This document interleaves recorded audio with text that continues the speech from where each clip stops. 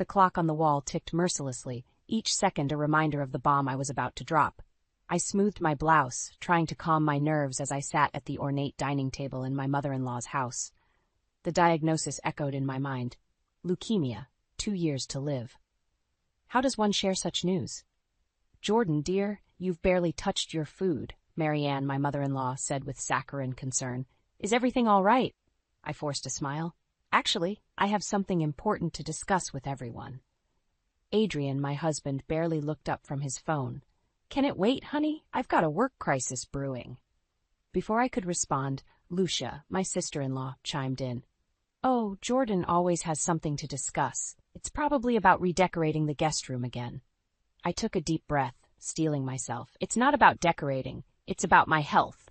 "Speaking of health," Marianne interrupted, her eyes gleaming with malice, "we need to discuss something with you, Jordan." The air in the room shifted, tension crackling like static electricity. Adrian finally put down his phone, exchanging a loaded glance with his mother. "What's going on?" I asked, my own news momentarily forgotten. Adrian cleared his throat. "Jordan, we know about your affair." The accusation hit me like a physical blow. "What? I've never." "Don't lie," Lucia hissed. "We have proof." My mind reeled. This had to be some kind of sick joke. "What proof? There is no affair." Marianne produced an envelope, sliding it across the table. "Photos, my dear, of you and that handsome doctor from the hospital." With trembling hands, I opened the envelope.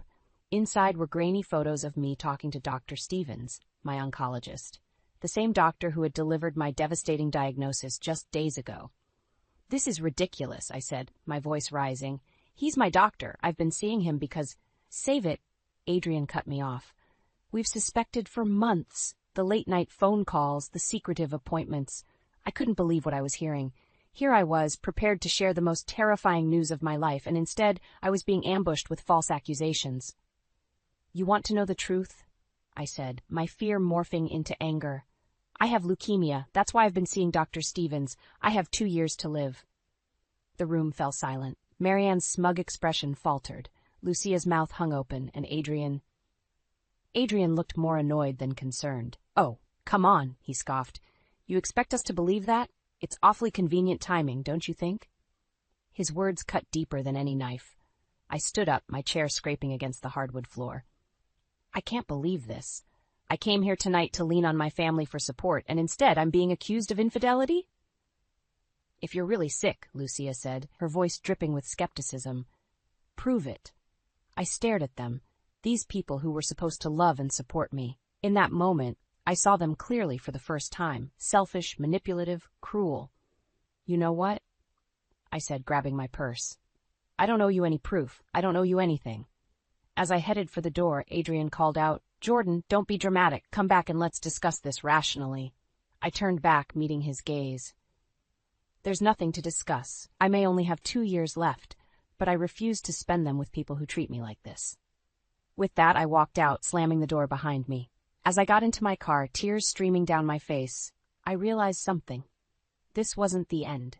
This was the beginning of my fight, not just against cancer, but against the toxic family that had belittled and doubted me for far too long.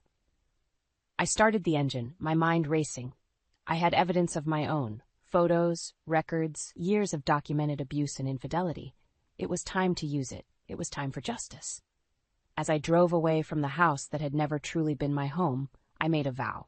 I might be dying, but I was far from defeated. They had no idea what was coming. As I drove away from Adrian's family home, memories flooded my mind.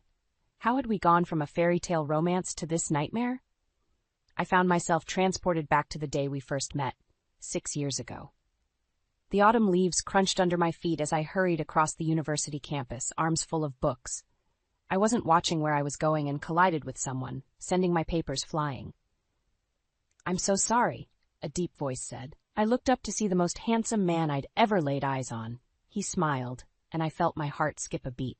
"No, it's my fault," I stammered, bending to gather my scattered notes. He knelt beside me, helping. "I'm Adrian," he said, handing me a stack of papers. "Jordan," I replied, our fingers brushing as I took them. From that moment, we were inseparable. Adrian was charming, attentive, and seemed to genuinely care about my dreams and aspirations. We'd spend hours talking about everything and nothing. When he proposed a year later, I thought I was living a dream. The wedding was perfect, just like Adrian. But as soon as we returned from our honeymoon, it was as if a switch had been flipped. "Jordan, darling," Adrian called from the living room of our new home. "Mother's coming for dinner. Be a dear and whip something up, will you?" I frowned, setting down my briefcase. I'd just gotten home from a long day at work. "Adrian, I'm exhausted. Can't we order in?"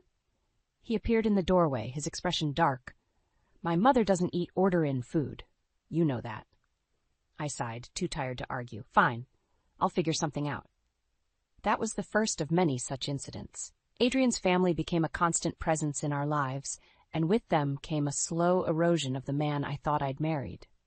One evening, about 6 months into our marriage, I overheard a conversation that chilled me to the bone. "Adrian, darling," Marianne's voice drifted from the study. "You've done well. Jordan's family money will set us up nicely." I froze outside the door, hardly daring to breathe.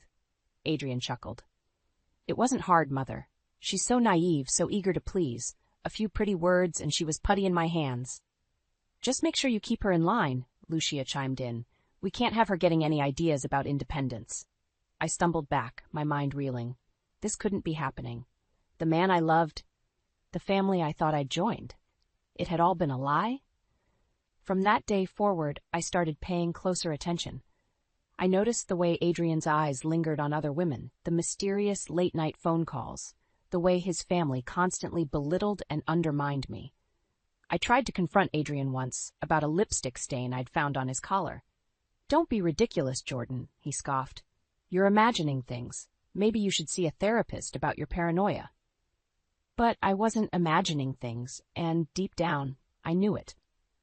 I started keeping a journal, documenting every suspicious incident, every cruel word from his family. I didn't know why at the time. Maybe I was trying to convince myself I wasn't crazy. Now, as I pulled into the driveway of my own home, I realized those meticulous notes might be my salvation. I rushed inside, heading straight for the hidden compartment in my closet where I kept my evidence. As I pulled out the stack of notebooks and photos, my phone buzzed. It was a text from Adrian. "Where are you? Come home now. We need to talk." I stared at the message, my hands shaking. For a moment, I considered going back, trying to explain to make them understand. But then I remembered the cold dismissal in Adrian's eyes when I told him about my diagnosis. No, I was done explaining, done trying to make them understand. It was time for action. I picked up my phone and dialed a number I'd saved months ago but never had the courage to use. "Hello. Is this Davis & Associates law firm? I'd like to schedule a consultation about filing for divorce." As I hung up, I felt a mix of terror and exhilaration. There was no going back now. The battle had begun, and I was determined to win, not just for myself, but for every person who'd ever been manipulated and gaslit by those who were supposed to love them. Little did I know, this was just the beginning of a war that would test every ounce of my strength and resilience. The morning after my decision to file for divorce, I woke up feeling both liberated and terrified. I had barely slept, my mind racing with thoughts of what lay ahead. As I stumbled into the kitchen for coffee, my phone buzzed incessantly. Missed calls and messages from Adrian, Marianne, and Lucia flooded my screen. I ignored them all and dialed my mother instead. "Mom, I need to see you. Can I come over?" An hour later, I sat at my mother's kitchen table, pouring out everything: my diagnosis, Adrian's betrayal, and my decision to leave. "Oh, sweetheart," Mom said, her eyes brimming with tears. She reached across the table and squeezed my hand. "I'm so sorry. I knew something was wrong, but I had no idea." "I should have told you sooner," I admitted. I wanted to believe I could fix things." Before she could respond, my phone rang. Adrian's name flashed on the screen. I hesitated, then answered on speaker. "Jordan, where the hell are you?" Adrian's voice was a mixture of anger and panic. "You can't just run off like this. We need to talk about what happened last night."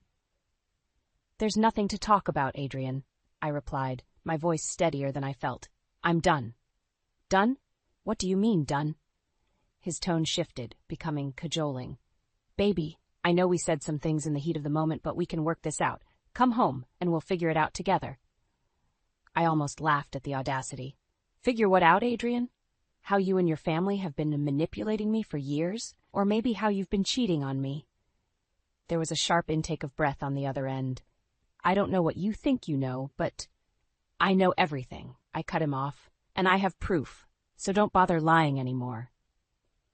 Silence stretched for a moment before Adrian's voice came back, cold and hard. "You're making a big mistake, Jordan. You have no idea what you're up against." The line went dead. I looked at my mother, whose face had gone pale.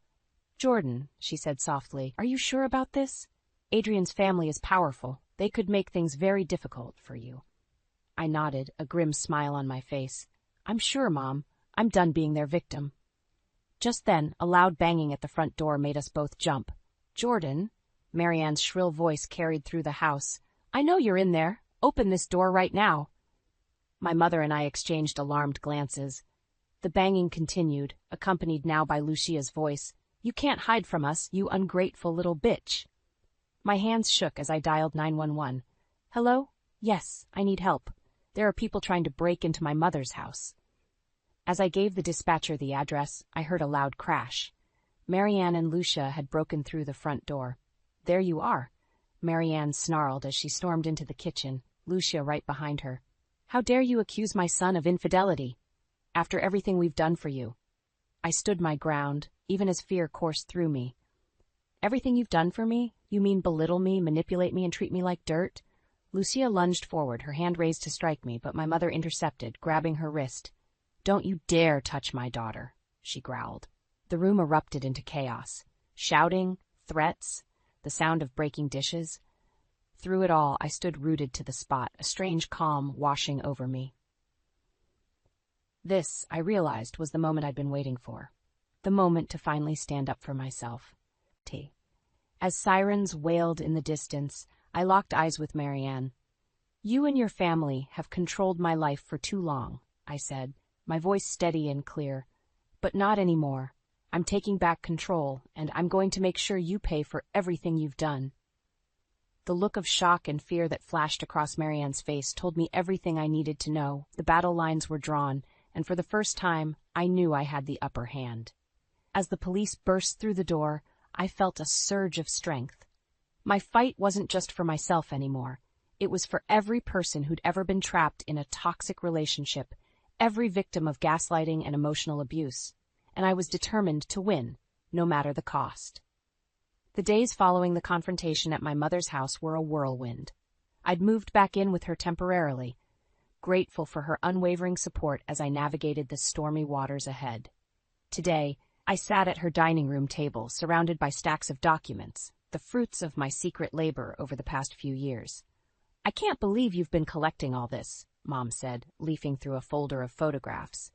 "Adrian with all these different women. It's despicable." I nodded grimly. "And that's just the tip of the iceberg."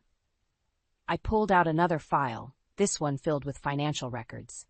"Look at this. Marianne's been embezzling from her own charity for years. And here I pointed to a series of transactions. Adrian's been helping her launder the money." Mom's eyes widened. "Jordan, this is serious. Have you shown this to your lawyer?" Before I could answer, my phone buzzed. It was a text from an unknown number. "I know what you're doing. Meet me at Riverside Park in an hour if you want the full story." My heart raced. Could this be a trap? Or was it someone with insider information? "I have to go," I told Mom, grabbing my coat.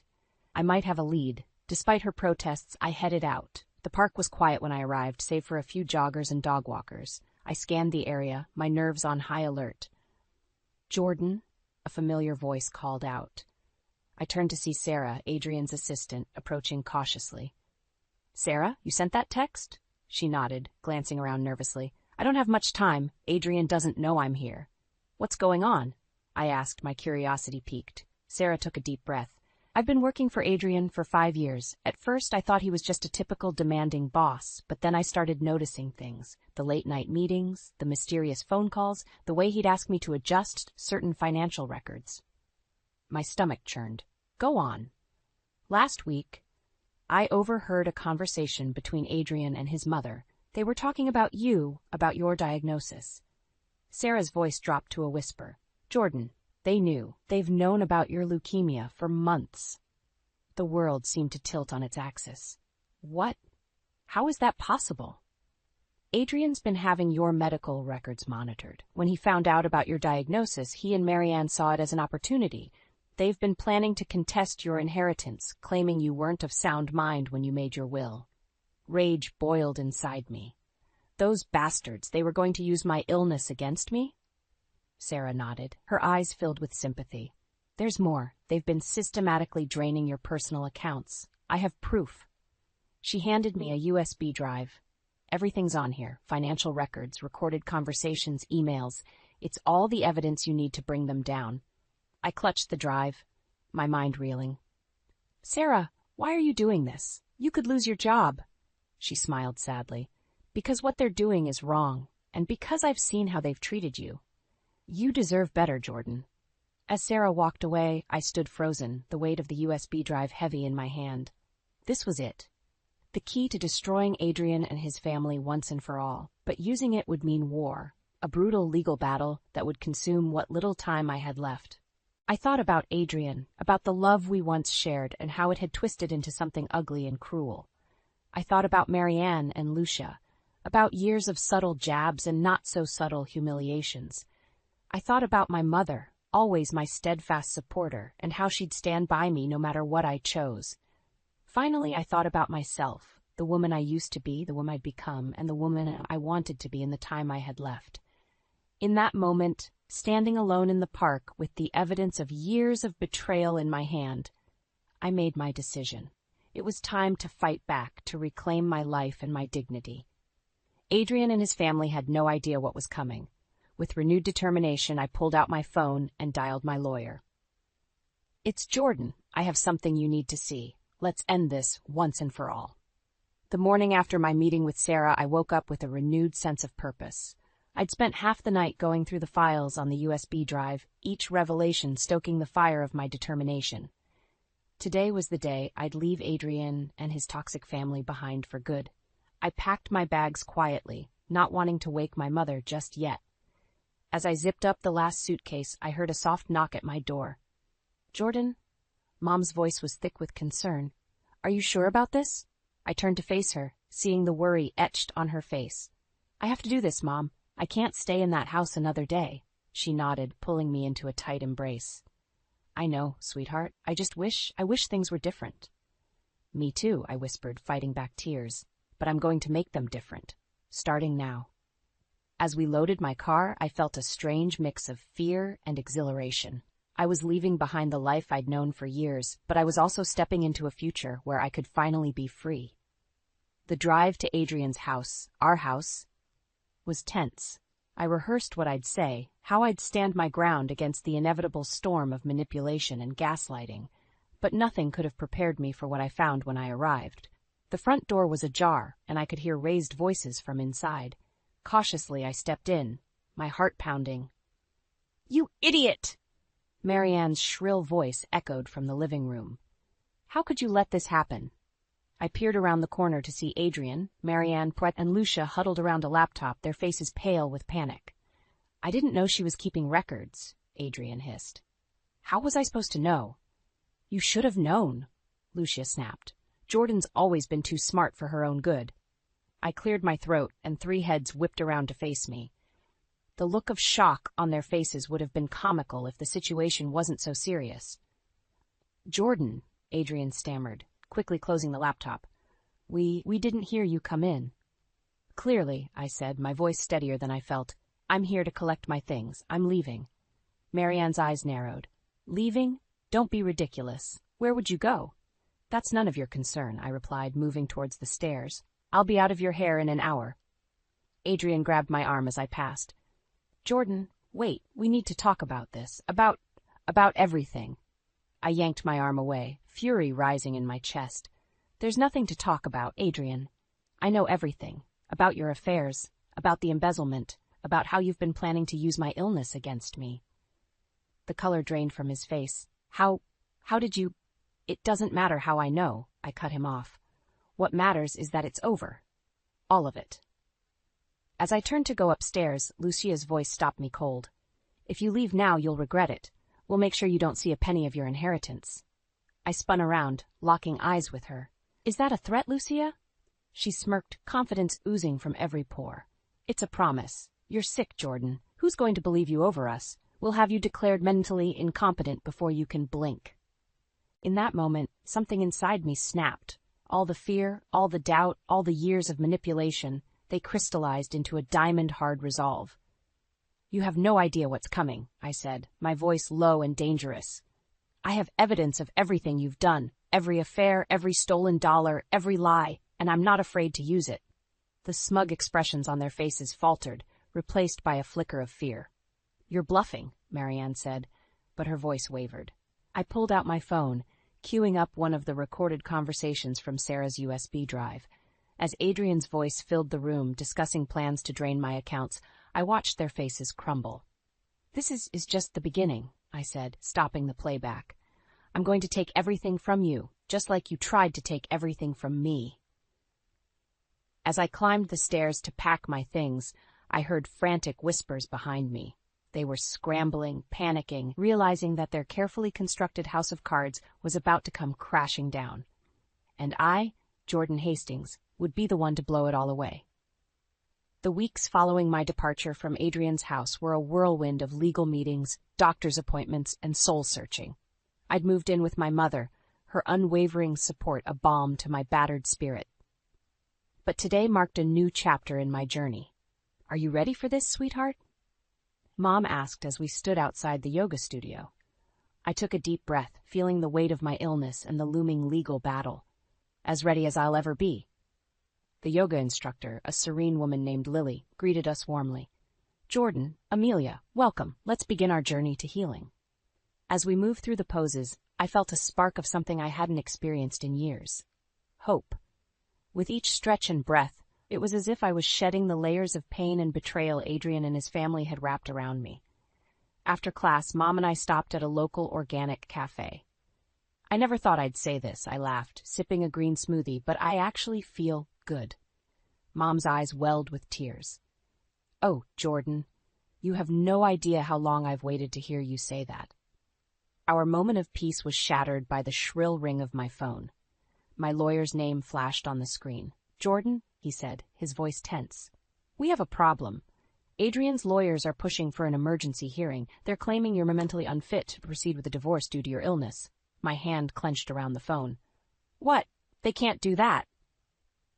They're trying. And Jordan, they're also contesting your inheritance, claiming you changed your will under duress. The world seemed to tilt on its axis. Everything I'd been fighting for was suddenly at risk.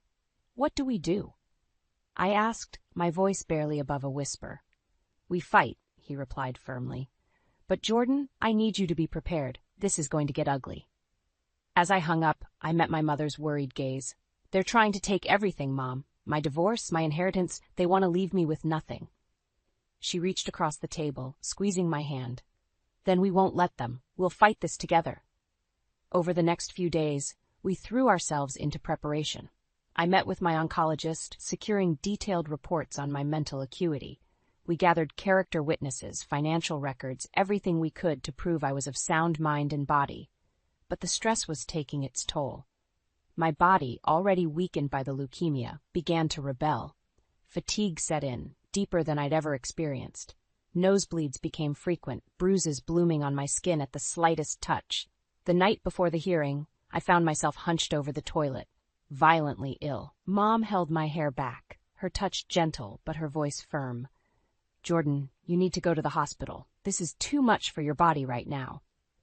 I shook my head, wiping my mouth with a trembling hand. I can't. If I go to the hospital now, Adrian and his lawyers will use it against me. They'll say I'm too sick to make my own decisions. But sweetheart, your health. My health doesn't matter if they take everything from me, I snapped, immediately regretting my harsh tone. I'm sorry, Mom. I can't let them win. Not after everything they've done. As I struggled to my feet, a wave of dizziness washed over me. I clutched the sink, staring at my reflection in the mirror. The woman looking back at me was pale, gaunt, with dark circles under her eyes. But in those eyes, I saw a fire that refused to be extinguished. I have to do this, I whispered, more to myself than to my mother. I have to show Adrian and his family that they can't break me, that no matter what they throw at me, I'm stronger. Mom wrapped her arms around me, her embrace a silent promise of support. As we stood there, I felt a resolve hardening within me. Tomorrow, I would face Adrian and his army of lawyers. I would stand before a judge and fight for my right to make my own choices, to control my own destiny. And no matter what happened, I would not let them see me falter. Because this wasn't just about money or divorce anymore. This was about reclaiming my life, my dignity, and my future, however long or short it might be. As I finally crawled into bed that night, exhaustion settling into my bones, I made a silent vow. Tomorrow, win or lose, I would show the world, and myself, exactly what Jordan Hastings was made of. The day of reckoning arrived with a startling clarity. As I sat in my mother's living room, surrounded by stacks of legal documents and medical reports, my phone buzzed with an incoming video call. Adrian's name flashed on the screen. My hand trembled as I answered, my mother's reassuring presence beside me. Adrian's face filled the screen, flanked by Marianne and Lucia. They looked haggard, desperate, a far cry from the polished, confident facades they usually presented. "Jordan," Adrian began, his voice a mixture of pleading and frustration. "We need to talk. This has gone too far." I steeled myself, drawing strength from the weeks of yoga, clean eating, and meditation. "I'm listening, Adrian, but make it quick." Marianne leaned forward, her eyes narrowed. "Jordan, dear, we're worried about you. This stress can't be good for your condition. Why don't we settle this amicably?" I almost laughed at the audacity. "Amicably? After everything you've done?" "Now, Jordan," Lucia chimed in, her tone sickly sweet. "Let's not be hasty. We're family, after all." "Family?" I spat the word out. "Is that what you call people you manipulate and abuse?" Adrian's face contorted with anger. "Watch it, Jordan. You have no idea what you're up against." "No, Adrian," I countered, my voice steady. "You have no idea what you're up against. I know everything. Your affairs, Marianne's embezzlement, Lucia's part in covering it all up. I have proof of it all." The color drained from their faces. Marianne was the first to recover, her voice trembling with barely contained rage. "You're bluffing. You couldn't possibly." "Would you like me to start with the offshore accounts, Marianne? Or perhaps Adrian's little rendezvous with his secretary? Oh, and Lucia, let's not forget your creative accounting at the family business." Silence fell over the call. I could almost hear the gears turning in their heads, desperately trying to find a way out. "What do you want?" Adrian finally asked, defeat evident in his voice. I leaned closer to the screen, my heart pounding. "I want a divorce, Adrian.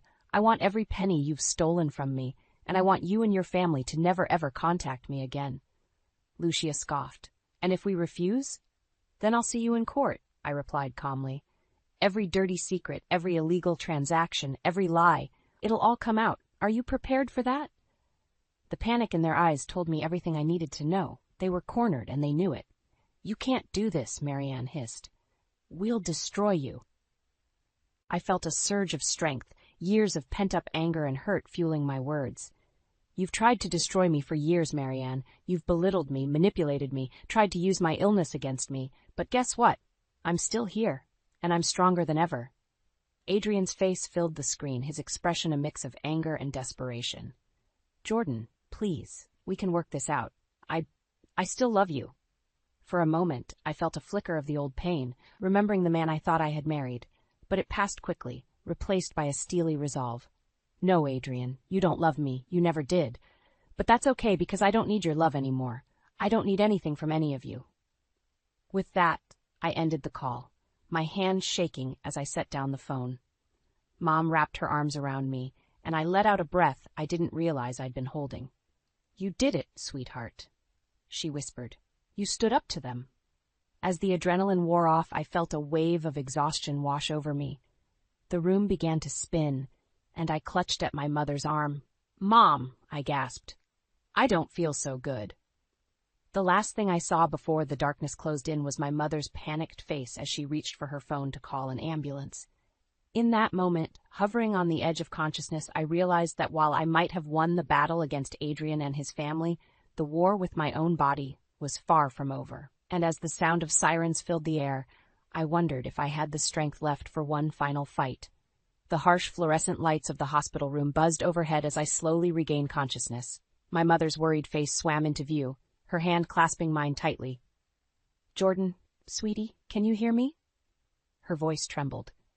I nodded weakly, the simple movement sending waves of pain through my body. "What happened?"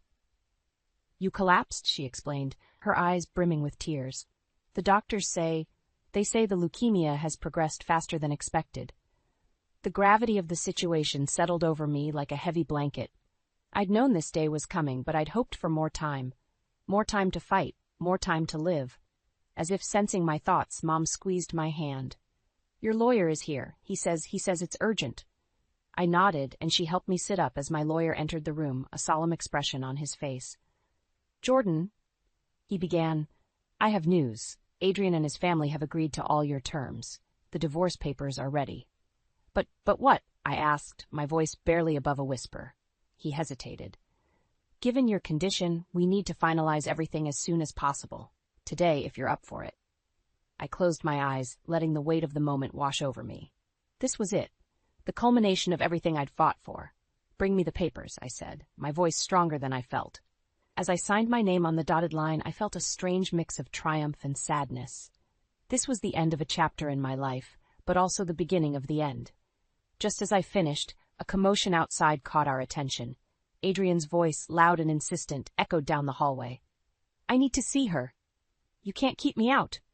Mom moved to block the door, but I stopped her. "Let him in," I said. "It's time to end this, once and for all." Adrian burst into the room, his eyes wild. He looked nothing like the polished, confident man I'd married.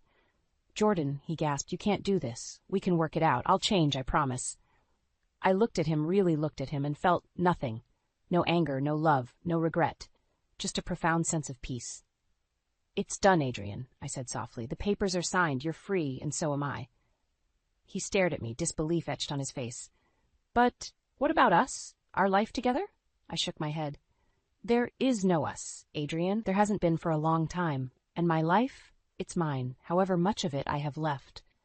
As if on cue, a wave of pain washed over me, and I gasped, clutching my side. Mom rushed to my side, while my lawyer ushered a shell-shocked Adrian out of the room. The next few days passed in a blur of pain medication, visits from friends, and quiet moments with my mother. I could feel my body failing, but my spirit remained strong.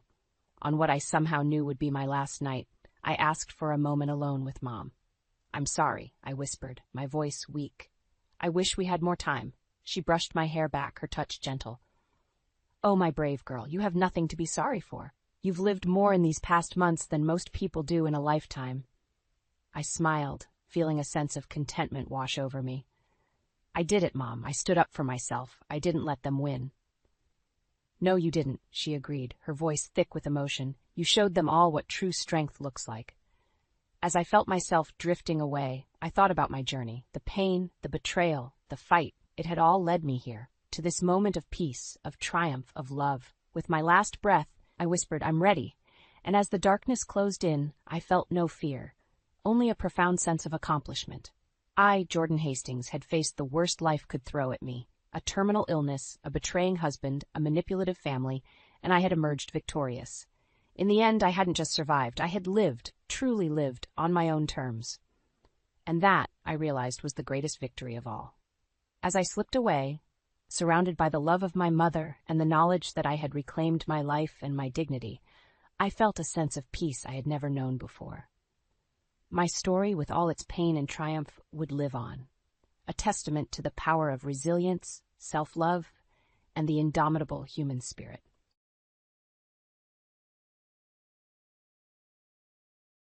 I'm Emily. I am 35 years old and have a thing for cleanliness.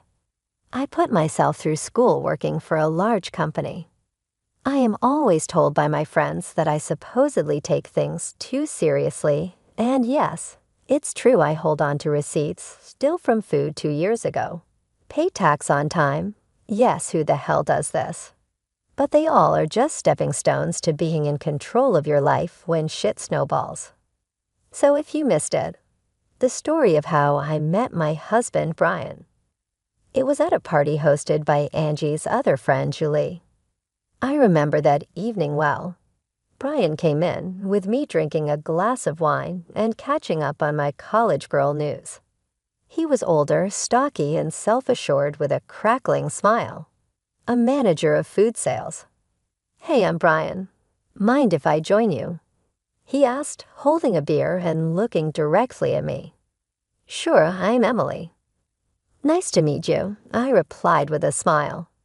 We started talking, and I was surprised by how easy it was to chat with him. We discovered that we both loved and had a shared passion for classic rock music.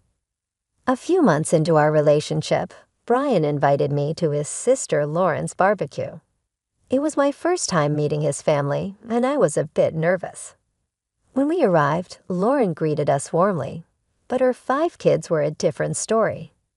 They were running around, screaming, and throwing toys everywhere. "Hey, Lauren, this is Emily," Brian said, introducing me. "Nice to meet you, Emily," Lauren said, barely holding on to James, who was trying to squirm out of her grasp. "Nice to meet you all," I replied, trying to hide my discomfort. As the evening went on, the kids got wilder. They were climbing on furniture, throwing food, and yelling at the top of their lungs. I looked at Brian, hoping he would say something, but he just smiled and shrugged. "Aren't they just full of energy?" he said with a chuckle. I forced a smile and said, "Yeah, they sure are." As Brian and I got closer, we started talking about our future together. He proposed to me during a hike on top of a beautiful hill overlooking the valley. It was simple and sweet, just the way I liked it. Our wedding was lovely, except for one little problem: Lauren's kids.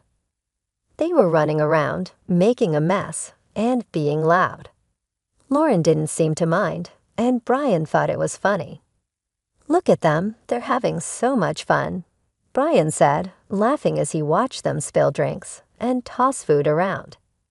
"Yeah, but they're also making a huge mess," I replied, trying to keep calm. "Oh, come on, Kel. They're just kids. Let them enjoy," he said, shrugging it off.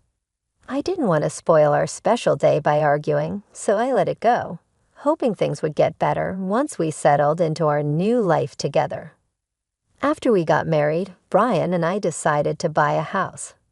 We had been living in a rented apartment, but we wanted a place of our own. I was really excited about this new chapter in our lives. One evening after work, Brian and I sat down to talk about our finances and how we would manage the costs for our new home. "Emily, we need to figure out how we're going to split the costs," Brian said, leaning back on the couch. "Yeah, I've been thinking about that too," I replied. "I can handle the furniture, appliances, and some art pieces. What about you?" "Well, I was thinking I could buy you a new car." "I know your old one is giving you trouble," Brian suggested. I was surprised and happy. "Really? That would be amazing." "My car is practically falling apart." "Yeah, I've seen it struggle." "It's time you had something reliable," he said with a smile. We started house hunting right away. After a few weeks of looking, we found a beautiful house that we both loved. It was a bit expensive, but we decided it was worth it. Moving in was a busy process, but I was excited about decorating our new home.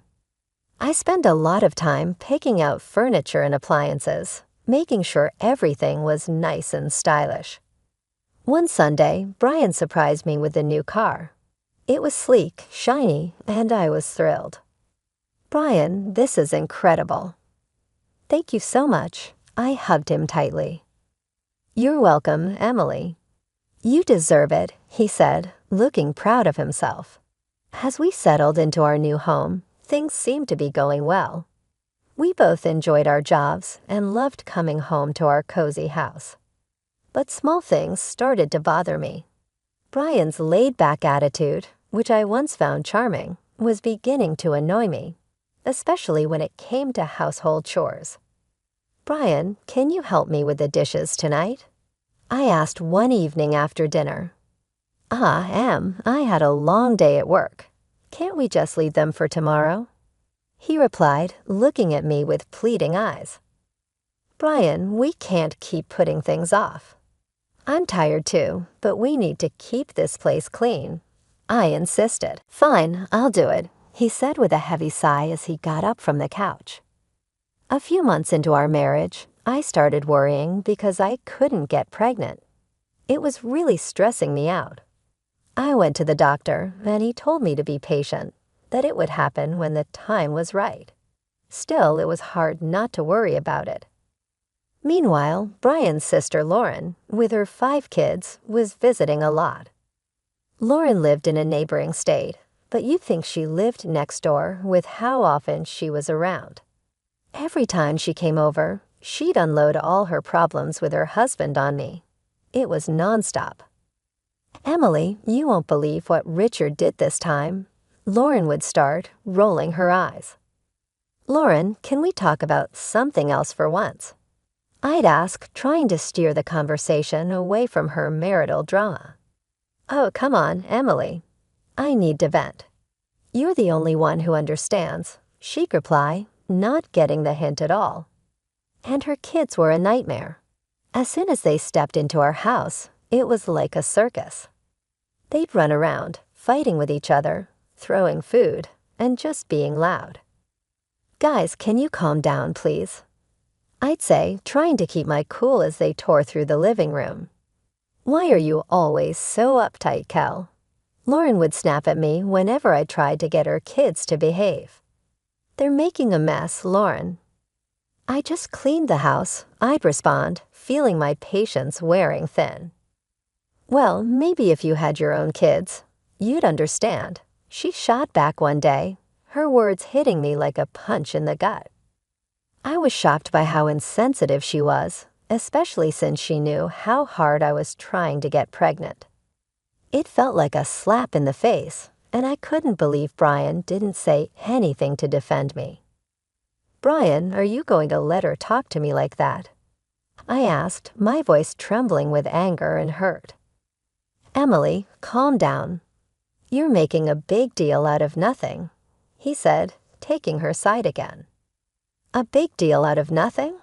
She just insulted me in my own home," I shouted, feeling tears start to form. I was so fed up. I couldn't keep living like this, constantly being disrespected in my own home, with my husband always siding with his sister. It was clear that something had to change, and soon. One Sunday, Lauren showed up with her 5 kids. She dumped them on me and said, "Emily, I need a break from parenting. I'm going shopping." I couldn't help but chuckle at her mention of parenting. The woman barely knew what that meant. Every time she was here, it was like a zoo. "Fine, Lauren, but you better be quick," I said, already feeling stressed. "Thanks, Emily. You're a lifesaver," she chirped, grabbing her purse and bolting out the door before I could say anything else. Great, I thought. Just what I needed. I was in the kitchen trying to cook dinner. It's a long process, and I like things done right. But with those kids running wild, it was impossible to focus. They were yelling, running around, and making a mess. "Guys, can you keep it down?" I shouted from the kitchen, hoping they'd listen for once. Of course they didn't. Suddenly, I heard a loud crash. My heart sank. I ran into the living room, and there it was, my grandfather's antique Chinese vase, shattered on the floor. My chest tightened with anger and frustration. What happened here? I screamed, looking at the kids who were now standing still, looking guilty. "We were just playing," one of them mumbled, not meeting my eyes. "This vase is priceless. It's from my grandfather. Do you have any idea what you've done?" I was livid, shaking with anger. Just then, Brian walked in, looking all calm and clueless. "What's going on, Kel?" he asked. "Your nephews just broke my grandfather's vase," I said, pointing at the shattered pieces on the floor. "Calm down, Emily. It's just a vase." "We can get it fixed," Brian said, shrugging like it was no big deal. "Just a vase." "This isn't about the vase, Brian. It's about respect. I'm tired of this. Every time Lauren comes over, our house turns into a mess, and you don't care. I shouted, my voice cracking with frustration. Just then, Lauren walked in with shopping bags, looking annoyed. "What's all this yelling about?" she asked. "Your kids broke my grandfather's vase," I said, pointing at the floor. "Well, maybe you should have kept a better eye on them, Emily," she said, not even bothering to apologize. "Are you kidding me? They're your kids, Lauren. I shouldn't have to watch them." I was furious, my hands shaking with anger. Brian just shook his head, looking annoyed. "You're overreacting, Emily." "Just drop it," he said. "Overreacting. I've had enough of this. I'm tired of being treated like I don't matter in my own home, with my husband always siding with his sister." I screamed, the tears finally spilling over. Brian just stood there, silent and cold, while Lauren smirked like she had won something. I couldn't take it anymore. I stormed out of the room, feeling a mix of anger, hurt, and betrayal. We'd been dealing with Lauren and her kids' chaotic visits for months, but I had no idea what was coming next. One morning, Brian was sitting at the kitchen table, munching on his toast, when he casually dropped a bombshell on me. "Emily, I need to tell you something. Lauren's getting divorced, and she's moving in with us. With the kids." "For a few months," he said, like he was just telling me the weather. I almost dropped my coffee. "What? Are you serious? Our house is already a madhouse when they visit for a day. How are we supposed to handle them living here for months?" "She's my sister, Emily. She needs our help." "You need to be more understanding," he said, looking at me like I was the one being unreasonable. "Understanding? I've been more than understanding, Brian, but this is too much. Why can't we rent a place for her nearby? I'll even pay for the first month's rent," I suggested, trying to keep my cool. "No, she'll be better off here. Plus, you can help with the kids and keep things clean," he said, like it was the most obvious thing in the world. "I'm not a babysitter, Brian. I work too, and I need to relax when I get home," I said, my frustration boiling over. "Stop being so selfish, Emily. It's family. They need us," Brian said, his tone getting sharper. "I'm not being selfish, Brian. I'm just asking for a fair solution. I don't want my life turned upside down," I said, feeling my anger rise. "Well, they're coming tomorrow evening, so you better get used to the idea," he said, standing up and leaving the kitchen. I couldn't believe it. I felt completely blindsided and betrayed. The next morning, I woke up early, still fuming from our argument. I got dressed for work and went to grab my car keys, but they were nowhere to be found. When I called Brian, he answered, sounding way too calm for my liking. "I took the car. It's mine, remember? I'm giving it to Lauren so she can use it for the kids," he said. I was stunned into silence for a moment. "You're giving my car to Lauren? Are you serious right now?" "It's not your car, Emily.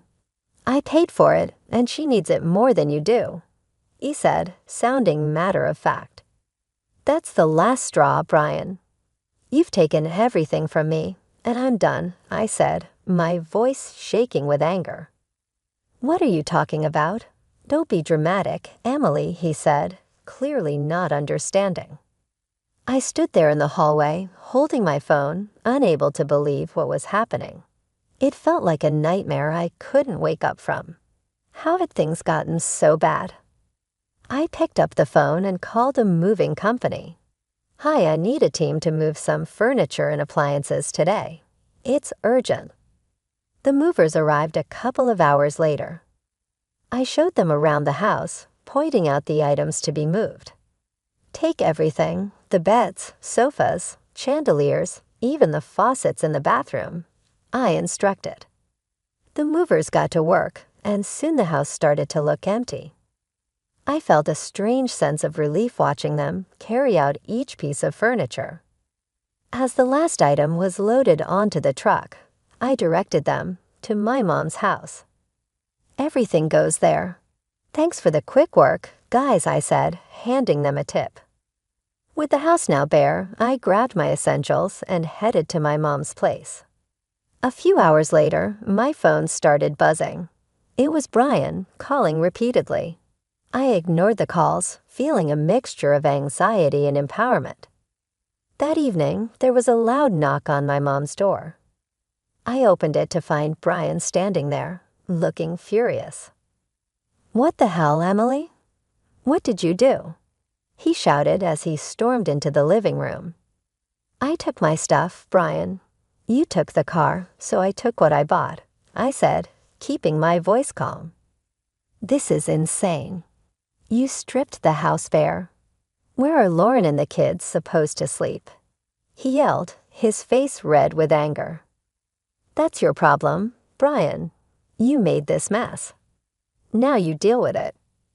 I replied, crossing my arms.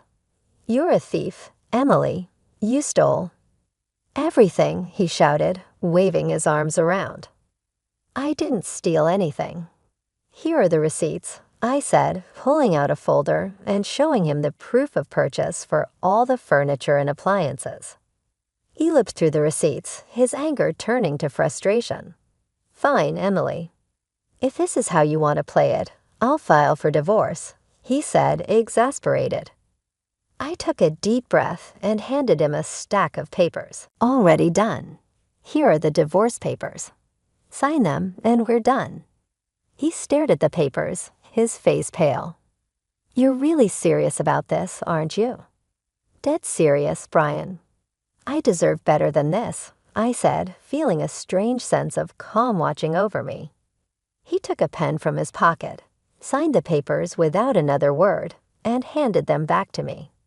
"Fine, Emily. Have it your way." I watched as he turned and walked out of my mom's house, the door slamming behind him. I stood there for a moment, feeling a mix of relief and sadness. It was over, and I knew it was the right decision. That night, I sat down with my mom and talked about everything that had happened. She was supportive and agreed that I had made the right choice. "Emily, you've been through a lot. It's time you focused on yourself and your happiness," she said, giving me a comforting hug. "Thanks, Mom. I just need some time to figure things out," I replied, feeling a weight lifted off my shoulders. Over the next few days, I started to settle into a new routine. I began organizing my new space at my mom's house and planning my next steps. It was a fresh start, and for the first time in a long time, I felt hopeful about the future. I knew the road ahead wouldn't be easy, but I was ready to face it. I had taken back my life, and there was no turning back. After divorcing Brian, we sold our house and split the money. It was time to set up my own place. My mom's house was great for a while, but I needed my own space. One afternoon, I was sitting in the kitchen with my mom, looking at listings on my laptop. "Mom, I think I've found a place that looks perfect. It's a small apartment downtown, close to work," I said, showing her the pictures. She looked over my shoulder and smiled. "That looks nice, Emily. Have you called the realtor yet?" "Not yet, but I'm going to do that right now," I said, feeling a bit excited.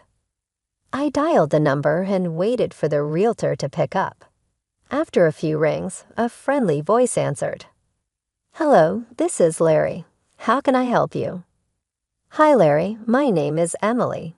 I'm interested in the apartment you have listed downtown. Is it still available?" I asked, crossing my fingers. "Yes, it's still available. Would you like to schedule a viewing?"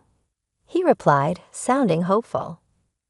"Absolutely. How about tomorrow afternoon?"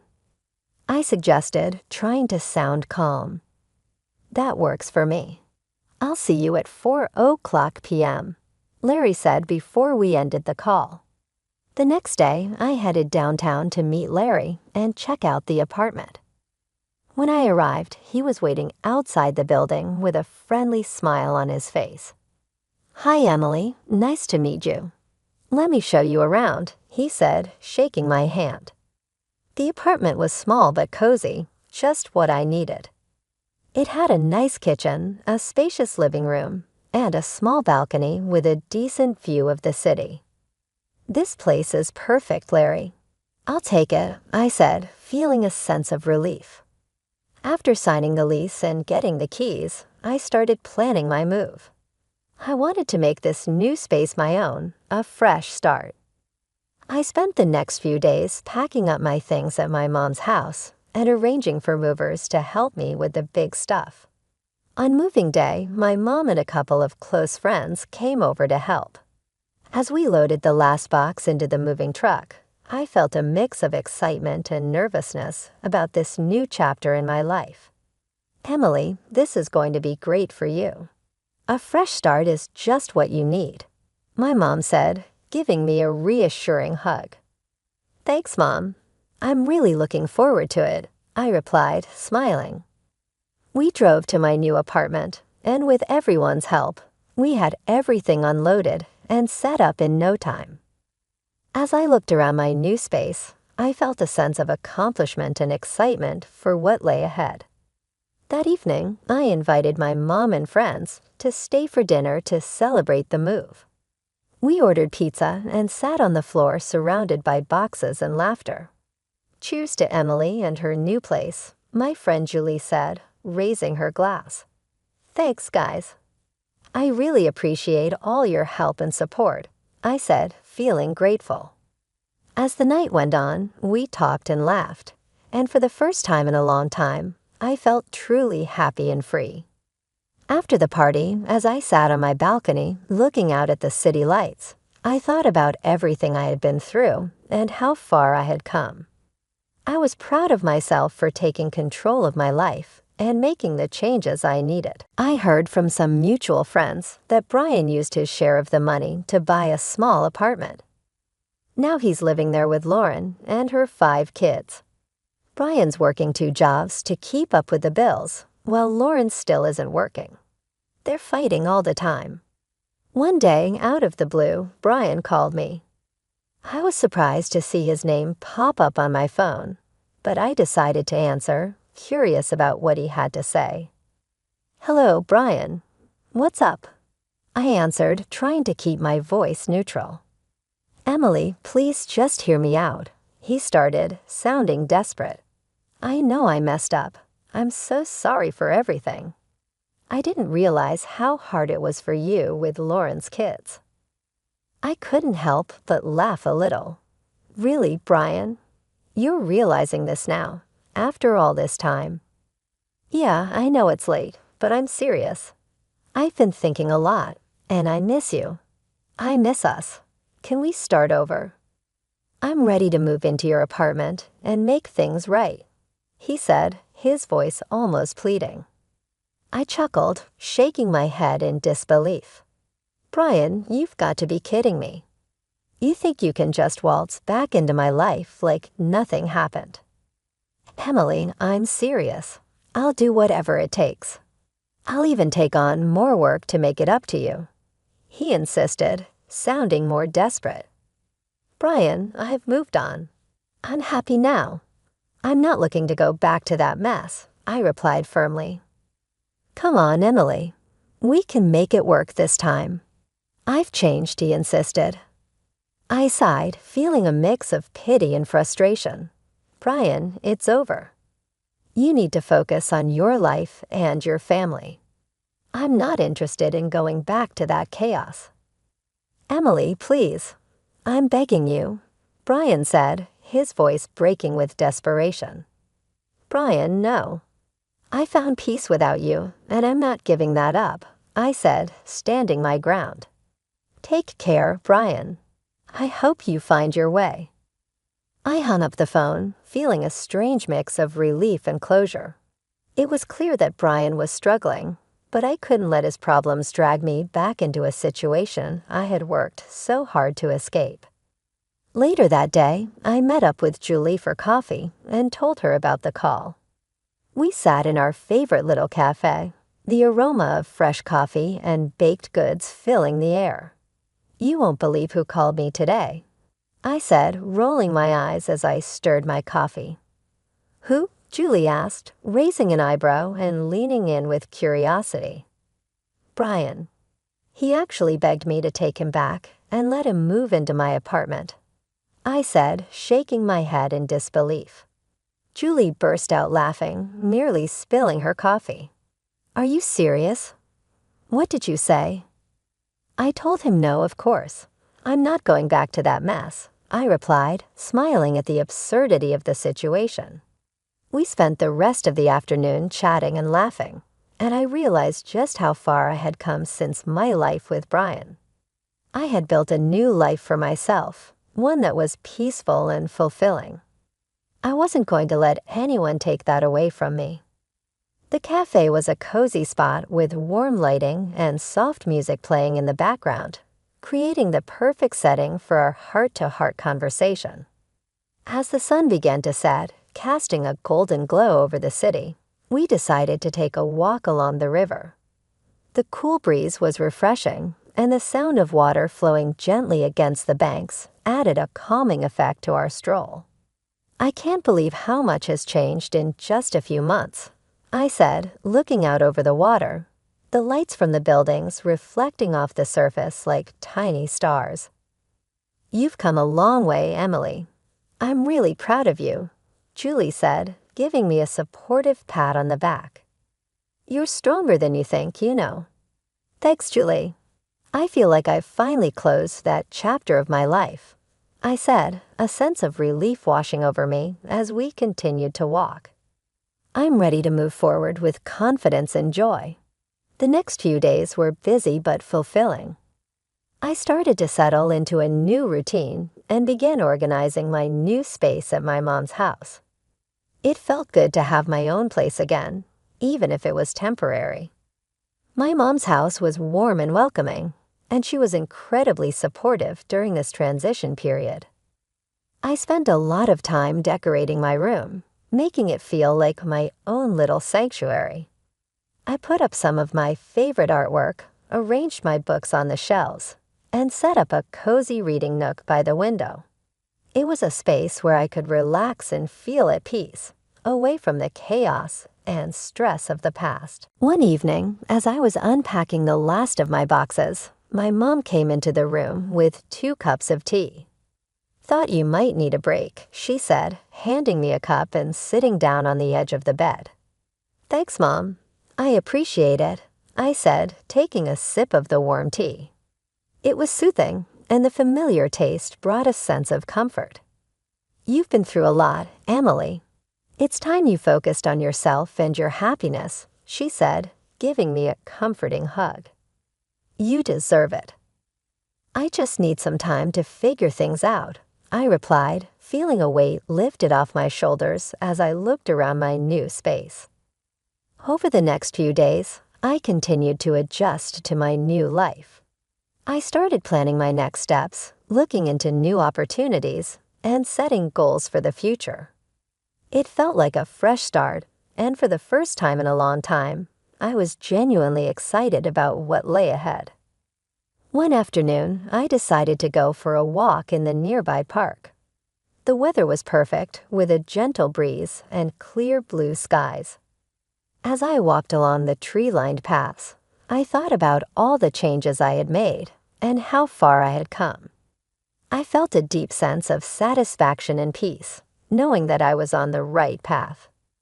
I bumped into some old friends while walking and ended up spending the afternoon catching up with them. It was great to reconnect and share my experiences, and they were happy to see that I was doing well. We talked about old times, laughed about silly memories, and made plans to meet up more often. It was comforting to know that I had a strong support system and people who cared about me. As the sun set, I headed back to my mom's house feeling content and hopeful. I knew the road ahead wouldn't always be easy, but I was ready to face it with courage and determination. I had taken back control of my life, and now I wasn't going to let anyone, or anything disrupt my newfound peace and happiness.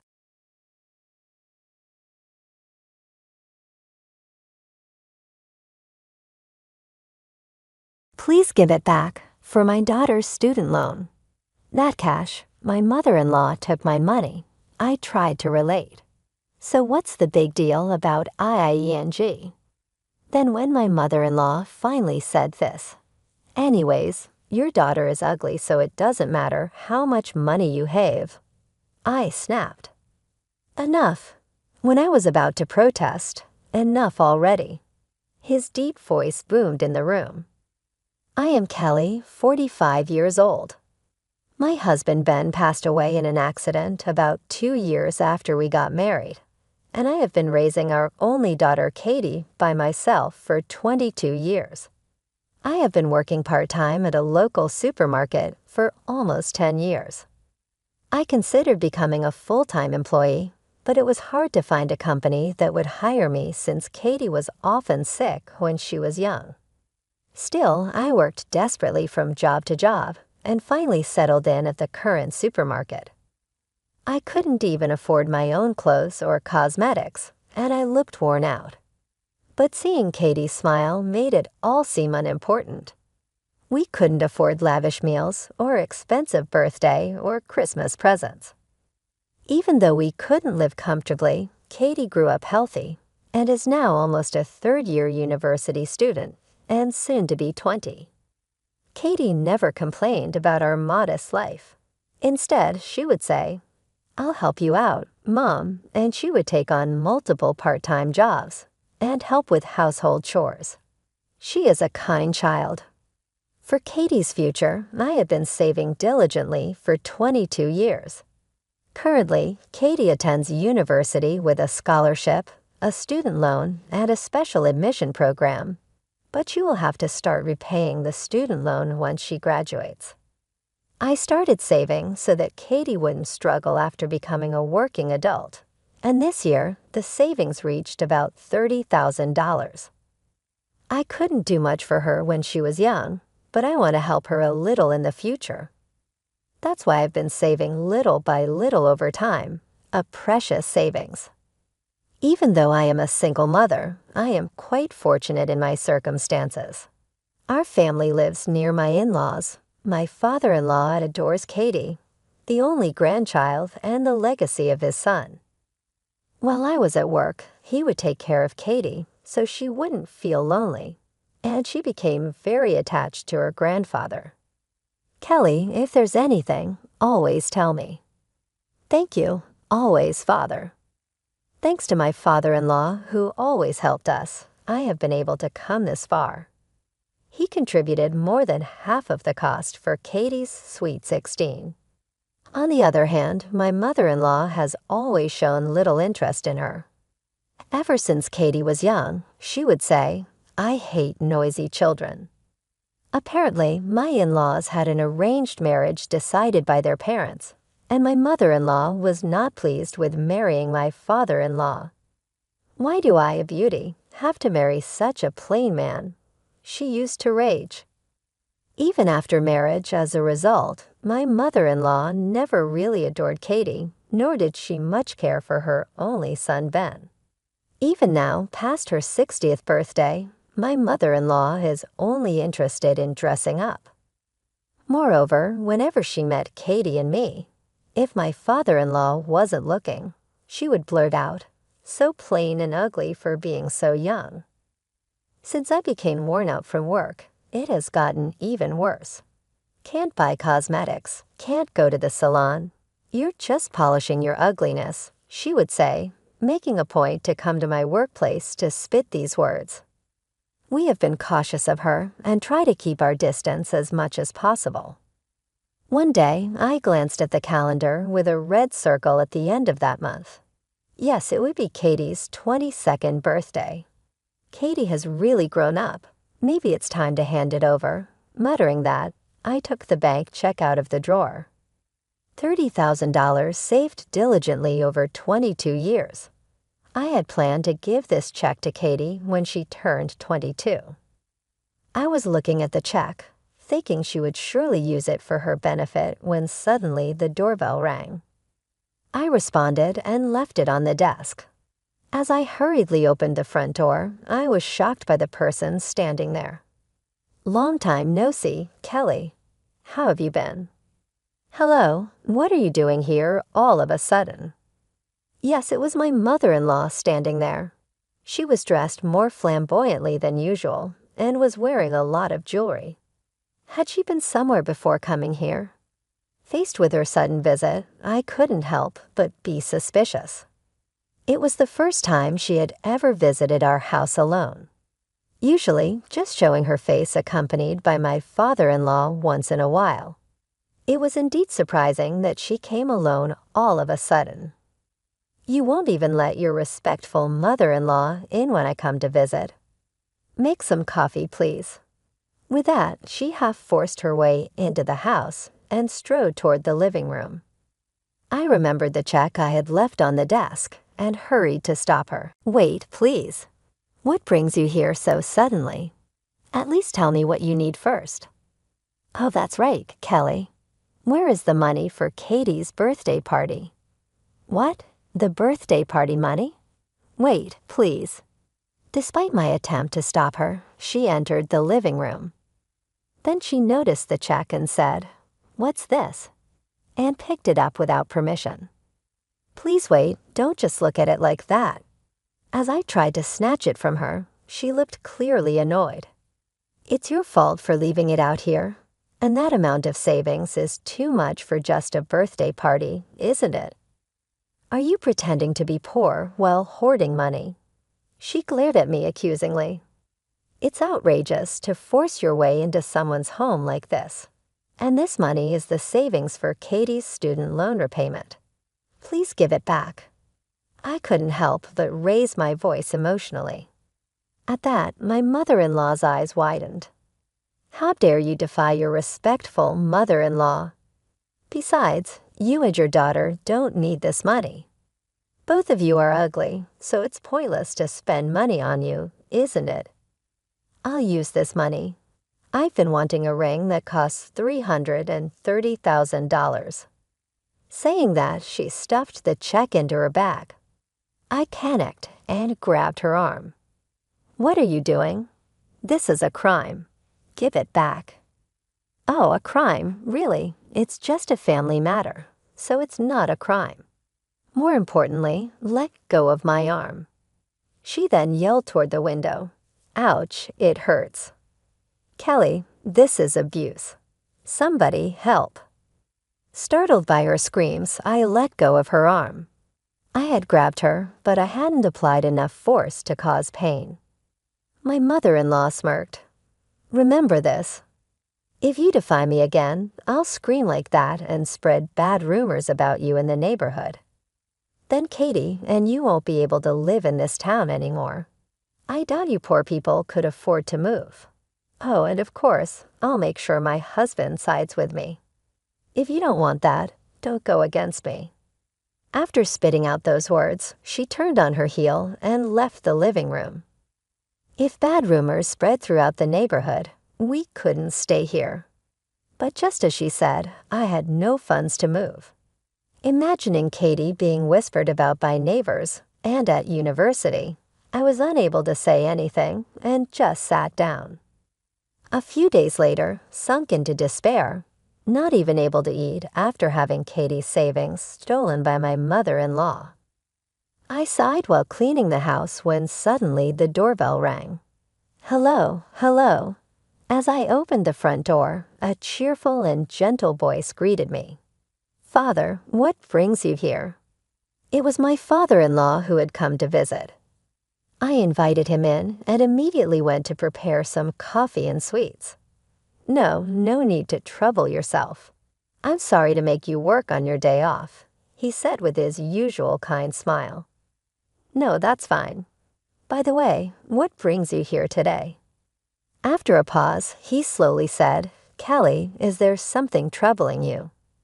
Katie came to me worried, saying Mom hasn't been herself lately. "If there's anything I can help with, please don't hesitate to tell me." Tears welled up in my eyes as I heard his words. Katie, she was worried about me. However, I couldn't bring myself to tell him that the check had been taken by my mother-in-law. My in-laws have been married for many years. If he knew what happened, it would surely sadden him deeply. It might even tear their marriage apart. As I hesitated, he looked at me intently. Could it be that she is involved in this? Surprised by his words, I looked up. "Do you mean my mother-in-law?" I asked hesitantly, to which he nodded deeply.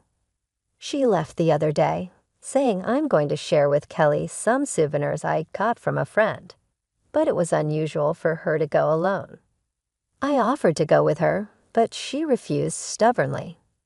I had been suspicious, and then Katie came to me saying, 'You seem down.' Did something happen? It must have been the day my mother-in-law came to take the check." As I remained silent, just looking down, he began to speak earnestly. "If you're worried about our marriage, never mind. We're going to divorce soon."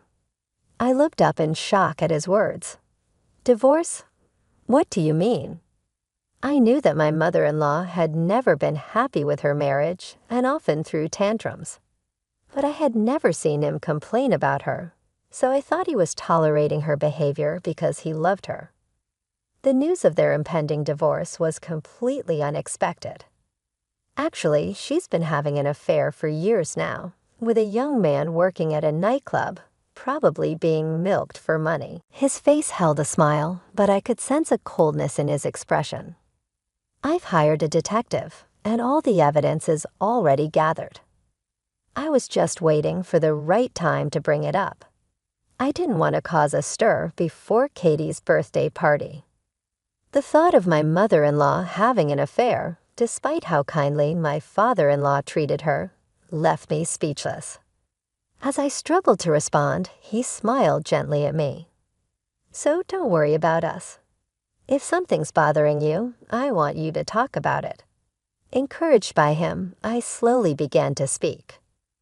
"Actually, I've been saving for Katie for 22 years, about $330,000.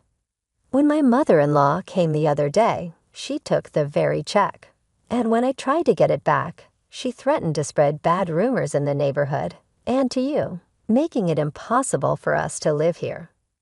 As I spoke, tears flowed from my eyes. All the frustration and sadness I had been holding back came pouring out. Seeing that, he spoke gently. "So that's what happened. You've been holding that all by yourself. It must have been hard. I'm truly sorry. How can I even begin to apologize?" He apologized deeply, and I shook my head vigorously. "Please don't apologize, Grandpa. You haven't done anything." "No, let me apologize. It's my fault for letting her do whatever she wants.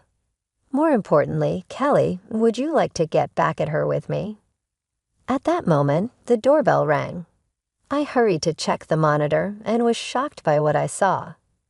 There at the front door was none other than my mother-in-law. "Hello, what are you doing here?" As I fumbled in confusion, my father-in-law placed his hand gently on my shoulder. It looks like she came just in time. "I'll hide in the living room closet. Kelly, you record the conversation on your smartphone's voice recorder. I'll come out if anything happens, so don't worry. Once she realizes you're alone in the house, she'll surely slip up." I nodded firmly at his words. After making sure that he was hidden, I went to greet my mother-in-law at the entrance. "You're a bit slow to come out, aren't you? Hurry up and make some coffee." As soon as she entered the house, she started with her sarcastic remarks, and I glared back at her. "What do you want? If it's money, there isn't any left." "Oh, there must be some left, right?" "I mean the money for Katie's birthday party. Actually, I came to get it last time, but after seeing the $30,000 on the check, I completely forgot. So I'm here today to collect the money for the party." "You said that $30,000 was for tuition, so you must have prepared something separately, right?" Does she intend to take even the money meant for her granddaughter's birthday party? At that moment, I felt anger painting over my heart. Why do you want to take even your granddaughter's happiness? As my hands trembled with rage, I mustered my voice. What's the big deal about that? I said it many times, but ugly people won't benefit from dressing up. Isn't it embarrassing if someone ugly like Katie wears a dress? That's why I'm saying I'll use it. Look at this ring, isn't it lovely? It sure was worth $30,000. Money should be spent on beauties like me. She admired the large gemstone on her finger, looking utterly enchanted at her heartless words. Something inside me snapped. Enough, just as I was about to say something, enough already. His booming low voice shook the room as he burst out of the closet door. Honey, what are you doing in there? Seeing my father-in-law emerging from the closet, my mother-in-law couldn't hide her surprise. Ignoring her, my father-in-law advanced towards her with a fierce look. Do you even understand what you've done? What you have done is criminal. You will not get away with stealing the happiness of your daughter-in-law and granddaughter. His intense presence overwhelmed not only my mother-in-law, but me as well. He is usually such a calm person, and I had never even seen him get angry before, let alone raise his voice. Yet here he was, yelling at my mother-in-law with such emotion. Kelly, you set me up, didn't you? Complaining to my husband about this? What a coward. She glared at me accusingly. Enough is enough. I already know about the $30,000 you took from Kelly to buy matching rings. As he shouted, he pointed at the ring on my mother-in-law's finger. Matching rings? What are you talking about? I have no idea. Clearly flustered, she averted her eyes. Watching her, my father-in-law sighed deeply. I know everything. You're having an affair, aren't you? With that young guy, Ted, was it? That $30,000 ring, you bought it to match with him, right? When you realized you were running out of money to lavish on him, you remembered Katie's upcoming birthday party and decided to take Kelly's money, didn't you? In his words, the color drained from my mother-in-law's face. How did you know about that? I've always given you a credit card to be used freely, haven't I? The spending on that card has significantly increased over the past few years. When I checked the statements, I saw expenses for brand bags and cosmetics had gone up, and there were also charges from a nightclub. Calmly, my father-in-law spoke, and my mother-in-law's eyes widened in shock. Do you check the statements? But that's my personal credit card. That's a violation of privacy.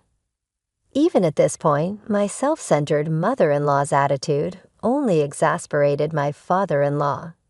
Even though you say it's your personal credit card, all the payments are made by me. You haven't worked at all, so if there's a sudden increase in spending, of course, I'm going to check. Unable to find a response, her face turned red as she trembled with agitation. I've hired a detective, and all the evidence has been gathered. I thought you'd want to see Katie's radiant moment at her birthday party, so I was waiting until after that to divorce you. What a mistake that was. You tried to steal Katie's birthday party money and belittled both Katie and Kelly. With this, I can divorce you right now. The calm yet formidable tone of my father-in-law was chilling. Well, that's fine. I have Ted. He's been saying he wants to marry me.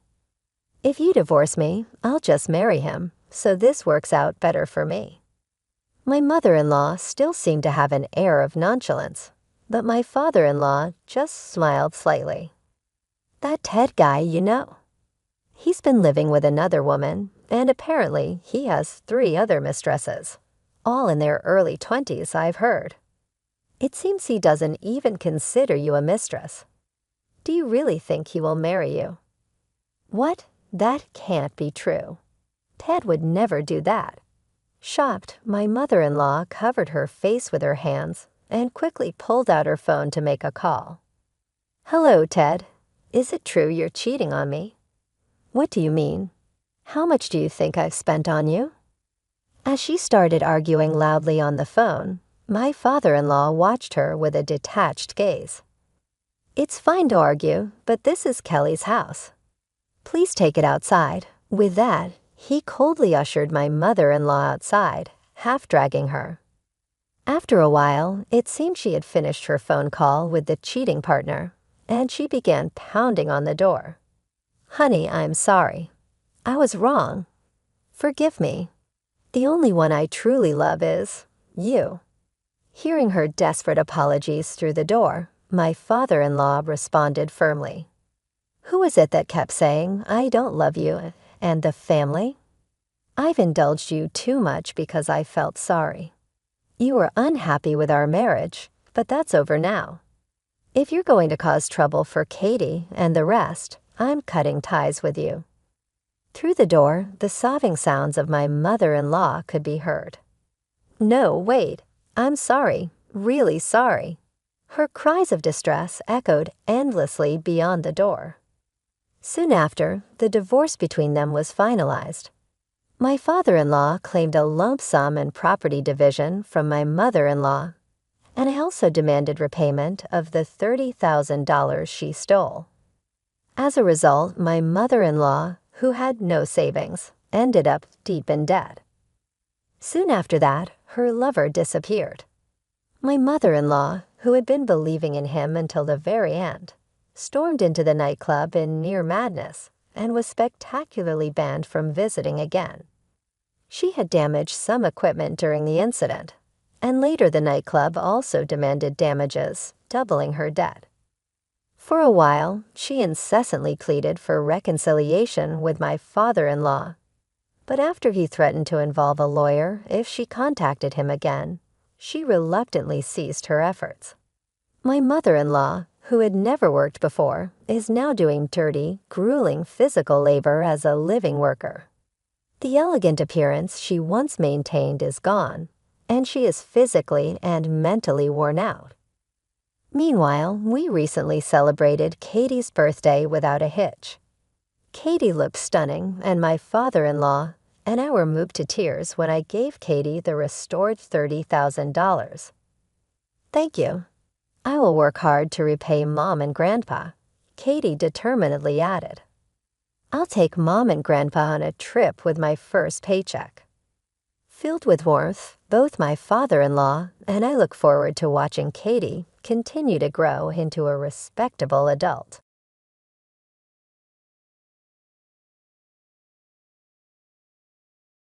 You've inherited over $3 million, right? We've already started building a duplex for us to live together. I've even included the kitchen of my dreams, my mother-in-law says in a tone that's almost dreamy. I've quit my job. I'm planning to start a business with the inheritance that Ashley has received, my husband announces, looking oddly pleased. Wait a minute. I've told you I haven't received any inheritance yet, right? You've quit your job and you're building a duplex. What's happening? Don't lie. It's clear you've inherited. How about we take a trip before the house gets built? How about Hawaii? My father-in-law chimes in, adding to the growing confusion with my husband and my mother-in-law. What on earth are these people thinking? They want to use the precious inheritance I received from my mother and spend it on whatever they please. Even though I was filled with rage, I didn't know what to do. The story goes back to a few months ago. My name is Ashley. I'm 38 years old and work as a high school teacher. I married David, an office worker who is 2 years older than me, 12 years ago. Soon after we got married, our only daughter Julie was born, and since then my days have been filled with work and child rearing. Today is the day I'm visiting my hospitalized mother with my daughter. "Oh, Grandma, it's been a while." Well, Julie, welcome." My mother, lying in her bed, lovingly strokes Julie's hair. Her hand is noticeably thinner, and her complexion looks poor.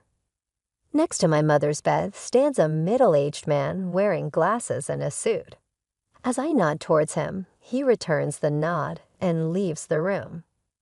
Mom, who is that man? Just an acquaintance. Don't worry about it. More importantly, Ashley, are you still doing well? And David, is he well? My mother's eyes, a shade close to blue, sparkle softly as she smiles. She met my father, who ran an import-export business overseas, and came to the U.S. as his bride. Raising a child in a foreign country must have been hard, but my mother and father worked together to bring me up. One of the reasons I am able to work as a teacher today is because my mother taught me many things since I was small. I am deeply grateful to my parents, who raised me with love in a wealthy family. After my father passed away a few years ago, my mother, now alone, fell ill and was hospitalized. She transferred the business to a relative, and now she spends her remaining days quietly in the hospital. I'm fine, Mom. Is there anything you need? Just having you and Julie come to see me is more than enough. After having such a conversation and spending a good amount of time talking with my mother, Julie and I headed home. Julie talks to my mother about things that happened at school and the book she has recently read. She's at that tricky age of 10, but our relationship is good. Even if I take away my parental bias, I think she is a bright and honest child who is growing up well. We're home. Oh, welcome back. How's my mother-in-law doing? David asks as he greets us. Mom is as usual. How about you? Your seminar, was it? Oh, I heard some good stuff. Looking forward to the next one. Recently, my husband has been attending seminars on quitting his job and starting a side business. He must want more money, but the company he works for is not top tier. It's not bad, and with my salary, we're doing just fine. I find it distasteful when he is so greedy for money, which I suppose he gets from his parents. Ever since we got married, I've been put off by his parents' excessive stinginess and their habit of begging for small amounts of money whenever we see them. So I've been keeping my distance. They've never given Julie any Christmas gifts. Fortunately, my in-laws live far away, so we don't have to interact much. And my husband does well with household chores, so I guess it's okay. As long as I have my mother, my husband, Julie, and our modest but ordinary life, I'm content. Then one day, I got a call from the hospital. My mother's condition had suddenly worsened, and she was in critical condition. When my family rushed to the hospital, my mother was barely breathing. Mom, Grandma, no. Ashley, I always wanted you to be happy. Cherish Julie more than anything. I love you. In the end, those were my mother's last words. My mother, who raised me with all her heart with my father. My mother, who adored Julie from the bottom of her heart. My mother's face in the coffin was peaceful, and all I could do was cry.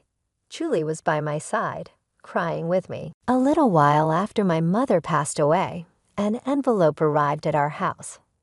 A law firm. Ashley was perplexed as she opened the envelope from an unfamiliar sender. Inside was a document stating, I have been entrusted with your mother's will, which leaves all of her inheritance to you. Ashley and her mother had never discussed the subject of inheritance before, so she was taken aback. However, since the letter had indeed arrived, she decided to visit the law firm on her own. Hello, I'm the attorney, Ed. The man who appeared was the middle-aged gentleman with glasses who had been present when she had visited her mother in the hospital. You were in my mother's hospital room before. Ashley questioned the man with the familiar face. Yes, we met in the hospital room. Actually, from that time, I was entrusted by your mother. Hearing Ed's kind voice, Ashley found herself on the verge of tears. And then I was shocked beyond belief. 500 million? Yes, Ashley, when your father passed away, you waived your right to the inheritance, so your mother could receive it all. Right? When you add that inheritance to your mother's personal assets, even after deducting taxes, this is the amount. Your mother has named you as the sole heir. My parents had indeed been wealthy, but I hadn't imagined that they had left such an inheritance. I had never asked my parents for money after getting married and avoided the topic of inheritance as it seemed unlucky. Feeling dizzy, I realized this must be an expression of love from my mother. With that thought, I left the procedures to Ed. Your mother cared about you more than anything.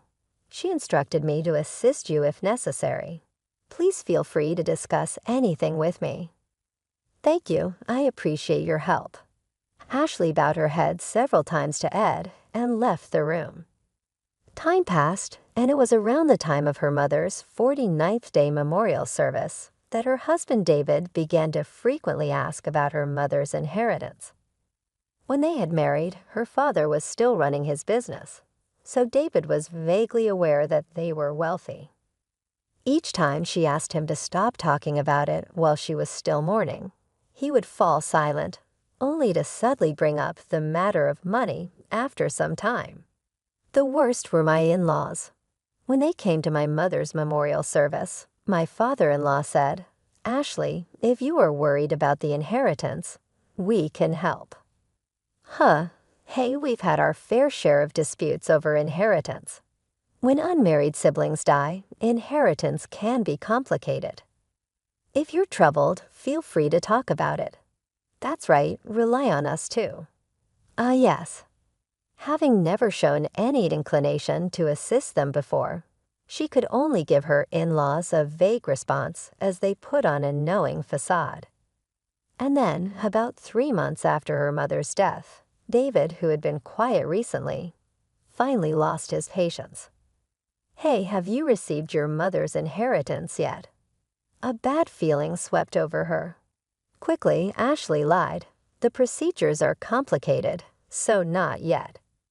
In reality, she had already completed the procedures, and upon Ed's advice, had deposited the passbook containing the inheritance in a safe deposit box.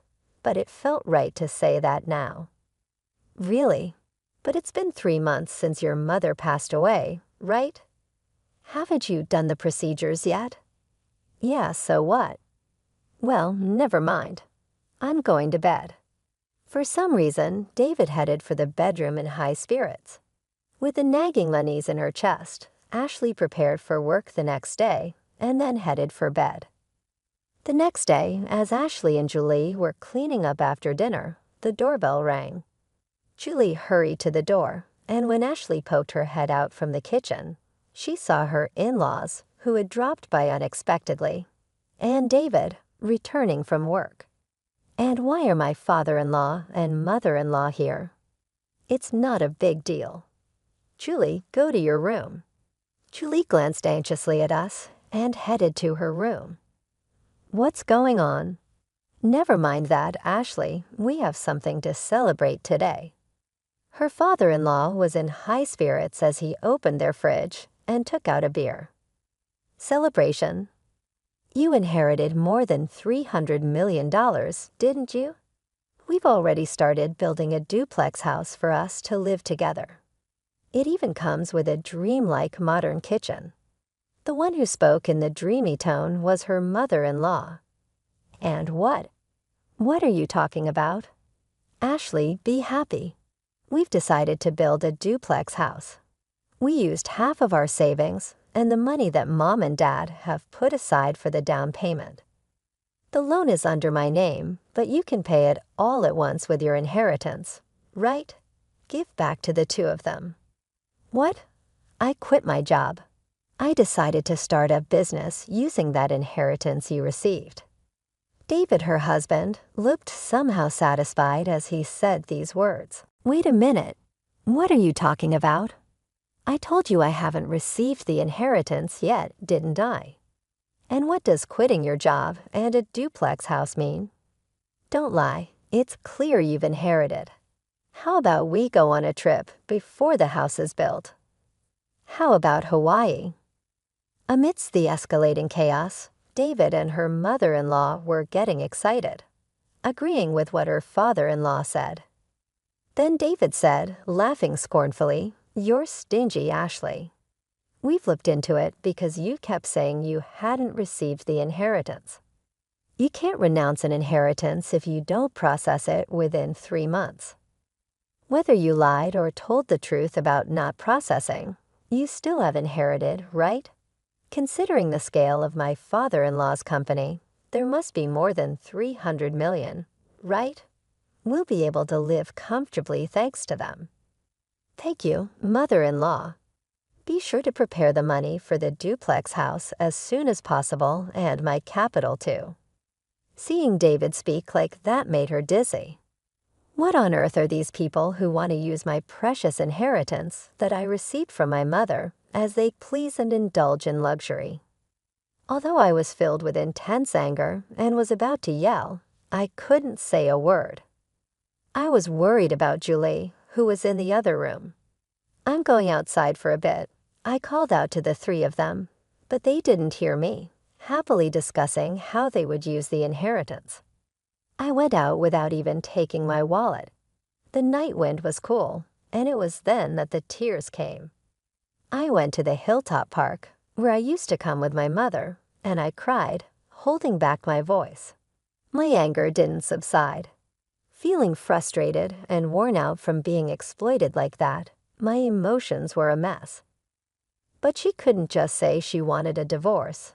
They still had their child, Julie. Her mother's words, "Take care of Julie above all else," came back to her, and tears spilled again. Suddenly, someone spoke to her. Surprised, she opened her eyes, and the person began to speak softly. 3 days later, she called her husband and in-laws to a restaurant with private rooms. "So you finally came back home after that day. Did you withdraw the money?" Ashley's in-law asked. "You shouldn't leave home without telling your husband," another chimed in. Ignoring their words, she took out a document. It was a divorce notice, already filled out. "David, I want a divorce." "What? What are you saying?" Her husband looked panicked, and her in-laws glanced at each other. "I can't go on with you anymore," she said. "What are you saying?" David's face turned red as he lashed out. "You're leaving us after receiving the inheritance. You changed because you got the money, you miser." Ashley snapped back. "Ever since I inherited my mother's estate, you've been out of control. Quitting jobs to start a business, deciding to live with in-laws without even asking, taking out my savings to build a 2-family home, and then planning a trip to Hawaii. Who is the one who changed when the money came in? I can't possibly stay with such people." "Wait, you can't just divorce me like that," David protested. "That's right.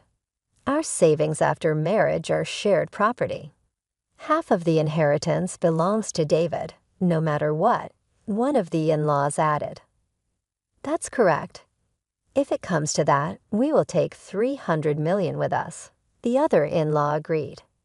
David and my in-laws were foaming at the mouth as they approached me. Just as I was about to respond, the door to the private room slid open. Dad, Grandpa, and Grandma should know better. "The inheritance Mom received doesn't become shared property, right, Mr. Ed?"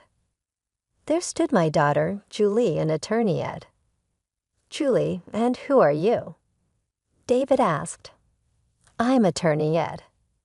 Ashley's mother entrusted me with this matter, and I've been advising Ashley," Ed replied. As Ed bowed, David seemed flustered. "That's all well and good, but wait, the inheritance doesn't become shared property."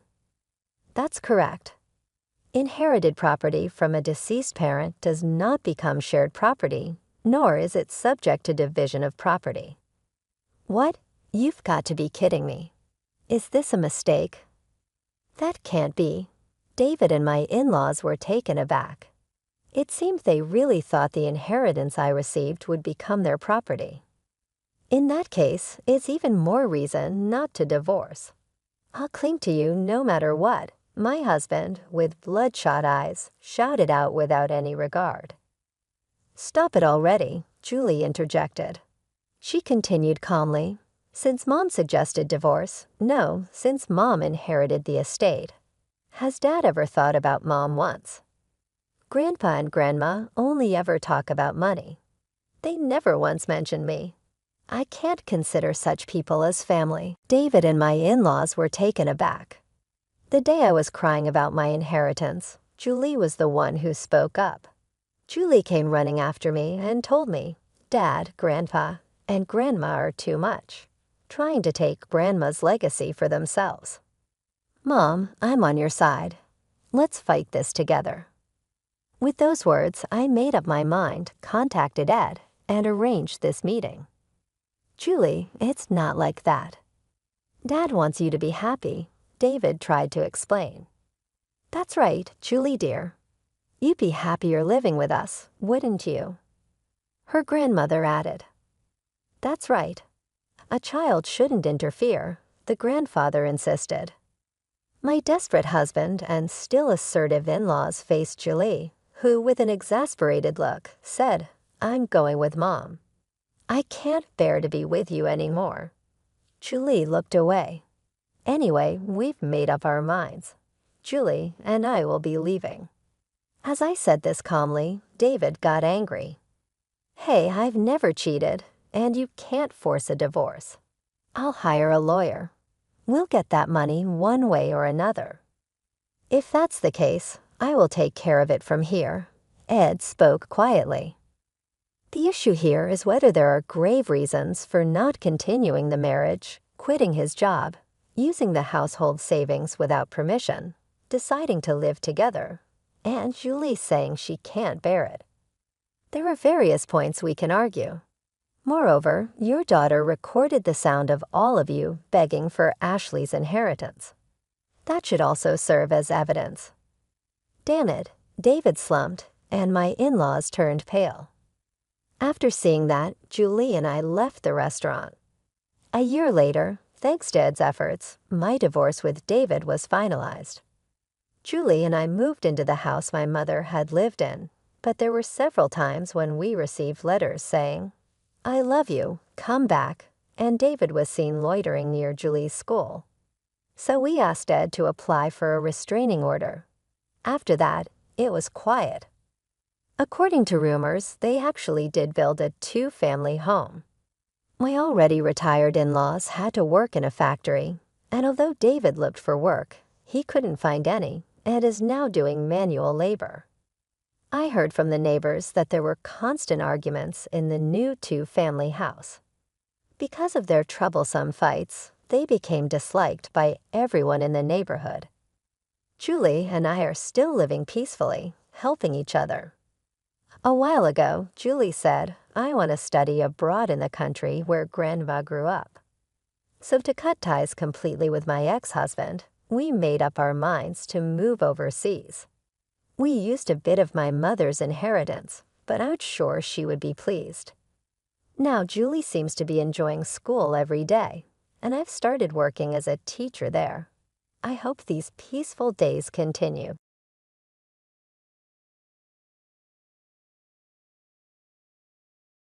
So I am relying on you to return the favor. Out of nowhere, my husband left me with his bills. He was never reachable, no matter how much I reached out to him. What am I going to do? I can't pay this huge amount. Nonetheless, I was rescued by people who were there for me when it appeared like all else had failed. "Mom, it's going to be okay." That was my daughter. My name is Emily Johnson. I'm 35 years old. I live with my husband, Michael, go to work every day, and am just another woman caught in a housekeeping hustle. I met Michael at a matchmaking party that was supposed to be a way to make up for something. I was nervous, but Michael approached me assertively, and before I knew it, we were getting along well and exchanged contacts. After that, as we kept in touch, we became attracted to each other and then started dating. I never thought I'd end up dating a man I met at a matchmaking party. When we started dating, I mentioned Michael to my sister Elizabeth. Elizabeth laughed out loud and said, "You, dating a guy you met at a matchmaking party. I thought you'd quietly date someone from work." I've always been a quiet type, and even after I started drinking, I never went out for drinks with colleagues or friends. I'm surprised. Just went to fill the numbers, right? Yeah, when I showed her a photo of Michael, she exclaimed, "He's surprisingly handsome." After that, we talked a bit about each other's recent situations, and then parted ways. Elizabeth is single and doesn't have a boyfriend. Apparently, she prefers being alone, so she has no intention of marrying or getting a boyfriend. I thought that was one way of thinking, but now I want to think about the future with Michael. How happy would I be if our relationship goes well, we marry, and have children? Oh, yay. On the way back from talking to Elizabeth, my face naturally brightened. Years later, Michael and I happily got married. I remember bursting into tears when he proposed. We started living in a new apartment. We hadn't lived together before, so being with Michael all day was like a dream. We both worked full-time, so the time we came home varied, but still, we ate together and slept together. We made sure to spend a lot of time together. We had overlapping holidays, so we enjoyed lazy days at home or going out for drives, spending every day happily. Then a change came for us. We had a child. I will never forget the moment she was born. She was a very small girl, fitting perfectly in my arms. This must be what happiness is. The mood of celebration came all at once from our relatives. We named our newborn girl Bella. After Bella was born, I quit my job and worked hard every day as a full-time housewife. Michael, seeing this, helped with the household and child care despite being tired from work. "I'll take care of Bella. You rest." Thank you. I thought I was lucky to have married Michael, but years later, I realized that was a mistake. A few years after Bella was born, Michael suddenly quit his job. Michael explained to me why he quit his job. Apparently, he couldn't get along with his new boss and was feeling stressed. But I wondered, shouldn't he have discussed it with me first? Sure, if my husband is suffering, quitting is an option, but now we have a family, and we were just getting by on Michael's income. So he could have at least talked to me about it a little. This is so sudden. Did you find another job yet? Don't worry. I thought about that. His response was not very reassuring. Honestly, I was only feeling anxious, but I guess I had no choice but to trust Michael. Afterward, Michael quickly found a new job. That was a relief. I could go out and work too, but Bella is still young, and I didn't really want to make that choice. I just wanted to watch Bella grow up a little longer. How's the new job? Can you manage? Oh yeah, well, kind of. Did something happen at work again? Problems with your boss or colleagues? No, it's fine. Don't worry so much. Look, I'll take care of Bella. You go take a bath. Okay, thanks. Something seemed off, but I thought it might be too pushy to ask more, so I left Bella with him and went to take a bath. A few days later, Michael came home with a gloomy face. I wanted to ask if something had happened, but then I remembered that feeling from before. Yes, when Michael suddenly quit his job. Could he have quit again? I hoped my intuition was wrong, but that hope was quickly shattered. I quit my job. Why? It just didn't fit. The people at the company kept ordering me around. Being ordered around by someone much younger than me, I can't stand it anymore. I see. Well, you can just look for another one, right? I'll help too. Then Michael's face suddenly turned scary. He raised his voice at me. What's with that look? You don't like that I quit my job. You live off my money after all. Talking down to me when you're just a housewife. Saying that, he threw his bag onto the living room sofa. "Hey, shut up." Michael scratched his head and took out a drink from the fridge. He drank it all at once as if to quell his irritation. I had never seen Michael like this before. At the same time, an indescribable fear struck me. I had no intention of talking down to him. I just offered to help. It seemed Michael was quite irritated, and after yelling at me for a while, he sat down heavily on the sofa. I was listening to Michael, not understanding what was happening. Was this the day the rift between Michael and me began? From this point on, Michael would repeatedly get and quit jobs. We ended up living without a stable income. Hey, maybe it's time to get a proper job. At first, I tried not to nag, thinking of Michael, but things had come to this, and I couldn't help but speak up. "Shut up. You should earn the money then. You're relying too much on me." "But Bella." "I don't care." By this time, Michael had lost interest in Bella, treating her somewhat like a burden. He was genuinely happy when Bella was born, but he seemed like a completely different person now. No matter how much I begged, Michael wouldn't keep a job for long.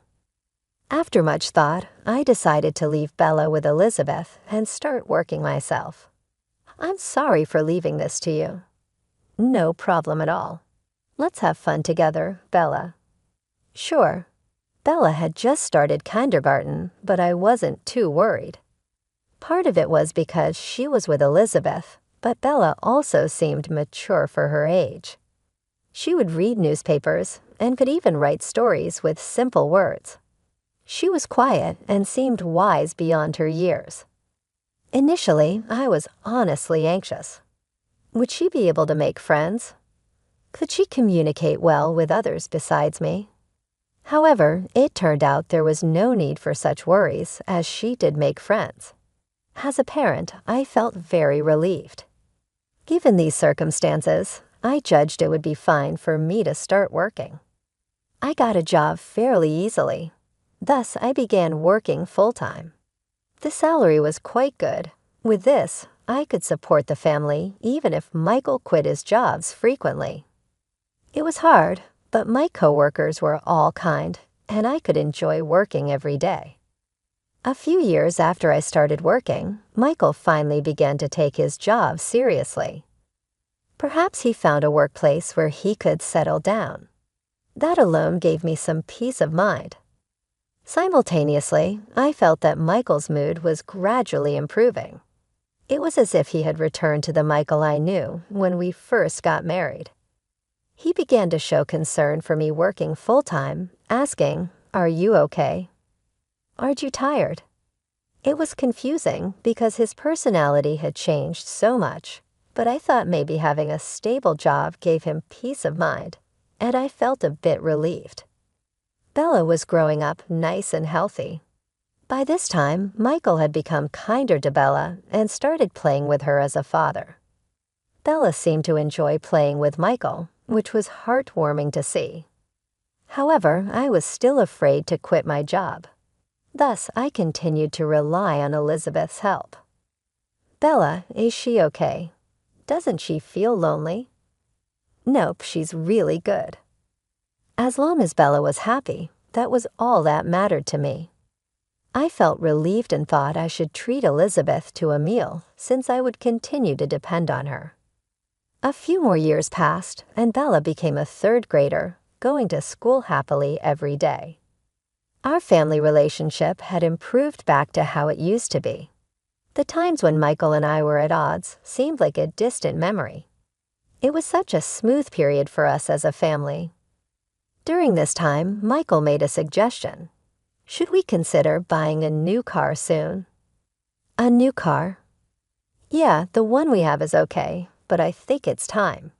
You know, maintenance is getting tough, and there's the smog check coming up soon." Indeed, the car we were currently using was getting pretty old. Every time the smog check came around, the number of fixes seemed to increase, and the repair costs were becoming a concern. Indeed, maybe it's about time. That's right, I thought you'd say that. So look, I got some catalogs. Wow, already. Thank you. I was a bit taken aback that Michael was already set on buying a new car, but we looked through the catalogs together. Bella, come here.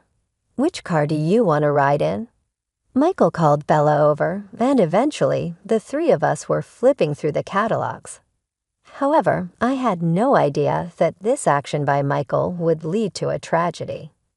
A few months later, we finally decided on a car, and it was delivered. It was a brand new car costing over $30,000. The car loan was in my name. Normally, it would be in Michael's name, but his job history was so unstable that I feared he wouldn't pass the credit check.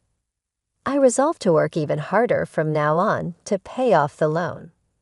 I thought Michael felt the same, but my thoughts were completely off the mark. Shockingly, Michael stopped coming home. He disappeared somewhere with the new car. Could Michael have been involved in some incident? While I was confused, I received a call. The caller ID showed it was from Michael. Hello, Michael. Where are you now? I was so worried that I raised my voice without thinking. Hey, don't shout like that. But you suddenly disappeared, and the car is gone too.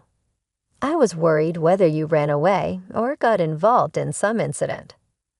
I desperately explained how worried I was about Michael, but Michael laughed off my concerns and revealed shocking news. Actually, I've fallen in love with someone else. I love her more than you. What?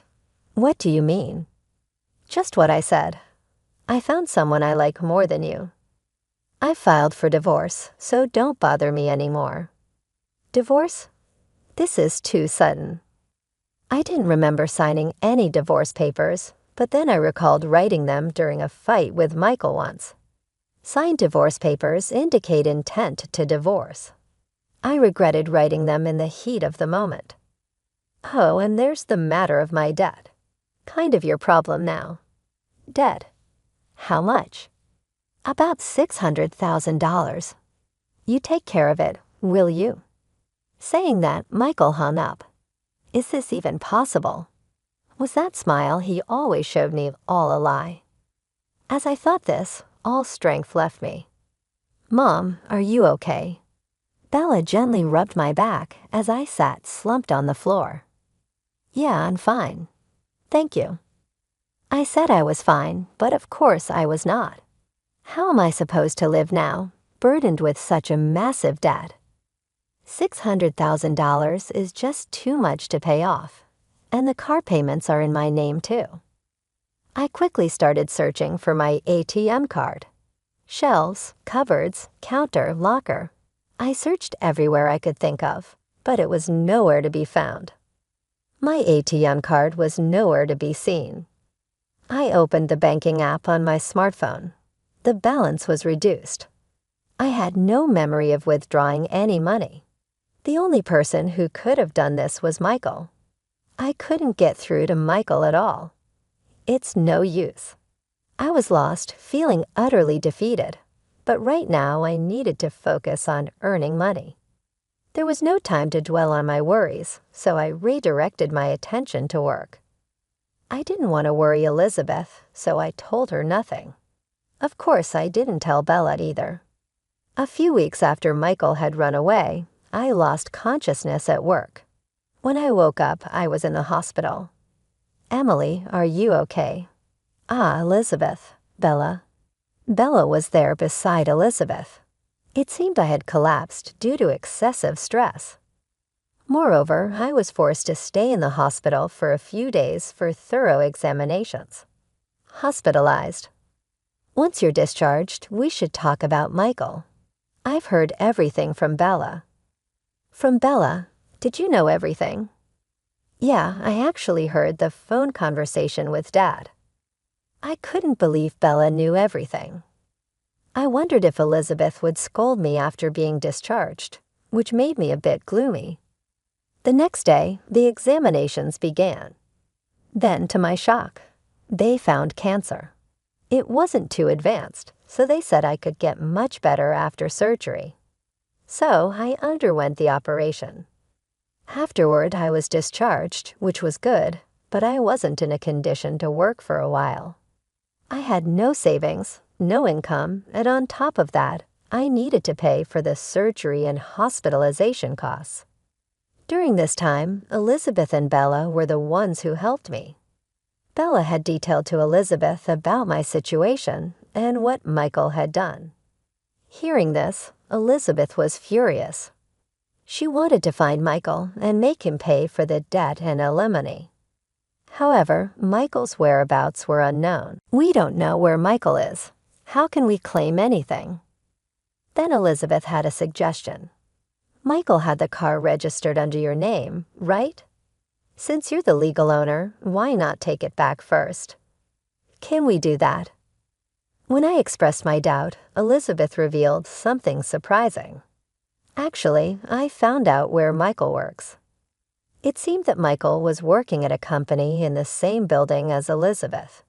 Elizabeth mostly worked remotely, but she said she saw him occasionally when she went to the office. If that was the case, then we should go to Michael right now.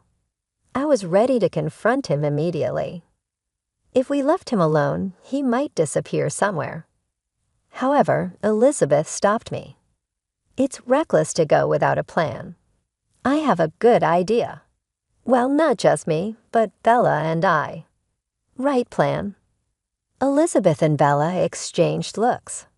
I had no idea what they were planning. While I was staring blankly, Bella smiled broadly and said, "Don't worry, we've got it covered." What were they plotting? Even when I tried to find out, they wouldn't tell me. However, a month later, I found out what Elizabeth and Bella had done. While at Elizabeth's house, a call came in. Looking at the caller ID, it was Michael. I ignored the call once, but he kept calling persistently. Wondering what he wanted, I hesitantly answered, and Michael screamed in panic. "Help me." "What are you talking about?" "Just come quickly. I'm going to get arrested by the police if it stays like this." Michael then told me his current location before hanging up. Elizabeth and Bella, who had overheard the conversation, finally revealed their plan. Actually, we had filed a stolen vehicle report, and it was Bella's idea. Isn't that great? Bella blushed shyly. I thanked Elizabeth and Bella and headed to Michael's location. It was a park relatively close to our house. Michael was surrounded by police officers. He was likely being questioned. We went to where Michael was. We explained the situation to the officers, convincing them to leave. Afterward, Michael led us into the car and started talking. Inside, a strong-willed-looking woman sat in the passenger seat. She was glaring at us. "Man, I'm glad you came, but why did the police come to me?" Michael seemed clueless, making me sigh.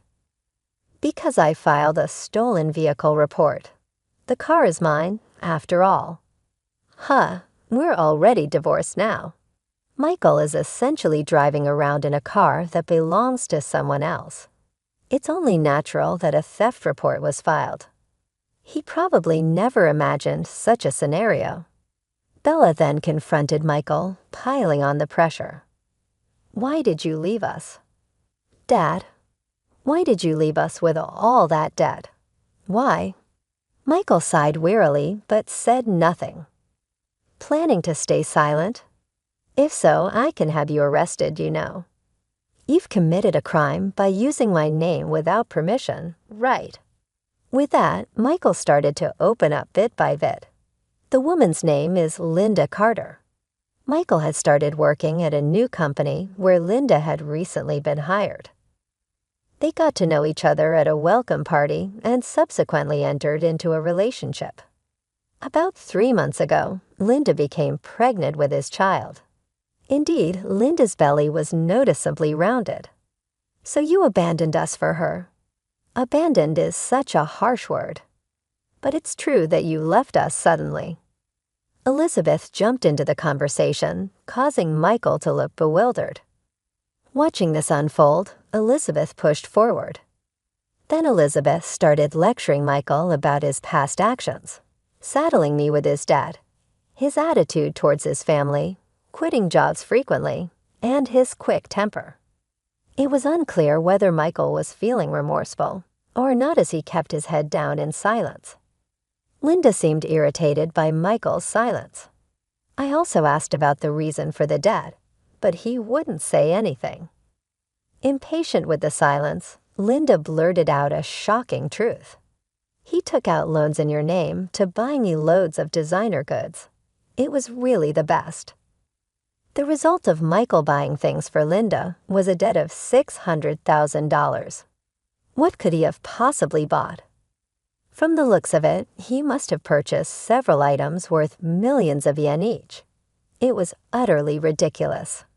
However, what caught my attention was Linda revealing the reason for the debt. If she was in on it with Michael, divulging this would put her at a disadvantage. As I pondered this, Bella asked Linda a question. "Hey, your belly is pretty big. Is it a baby? When is it due?" "In about 3 more months, I guess." "Due in 3 months?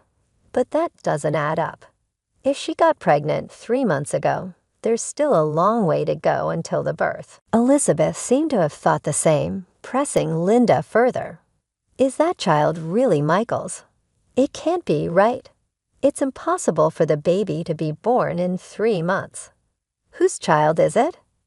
Elizabeth was direct and to the point. Much to my surprise, Linda appeared ready to spill everything. "Yeah, it's not Michael's child. I thought about hiding it, but it seemed like more trouble than it was worth, so I just let it out." "You revealed the debt issue, too." "Yes, I guess. Michael, you are of no use to me anymore," she said with a vulgar laugh. Being in this hellish situation made me feel sick. Michael looked at Linda incredulously, as if he couldn't believe what he was hearing. "What do you mean by that?" "Just what I said."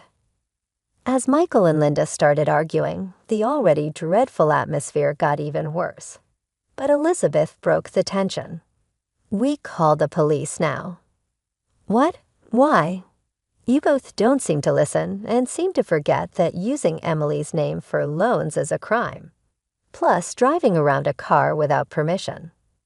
After all, Emily and Michael are strangers now." With that, Elizabeth instructed me to call the police. Despite Michael and Linda's frantic attempts to stop me, I continued with the call. Soon, the flashing lights of a police car appeared. This was the moment to finally hold them accountable for the debts in the car. Everything needed to be settled. I felt a sense of relief wash over me. Following these events, Michael and Linda faced legal repercussions. They didn't end up in prison, but were ordered to pay me compensation for damages, cover the debt, and provide child support. Despite their pleas through lawyers for a reduction, the final judgment was not in their favor. Especially since Bella had recorded their conversation in the car, which served as evidence. I wondered why Bella had recorded them. Upon asking, she mentioned that she got the idea from a drama she was watching with Elizabeth, where a conversation was secretly recorded.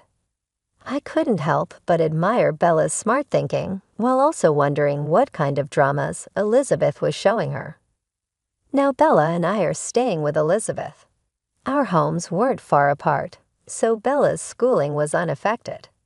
Thankfully, the car was returned, and Michael was dealing with the debt. If only Michael hadn't made such reckless decisions, he wouldn't have found himself in this debt crisis. Without a doubt, none of this would have been possible without Elizabeth and Bella.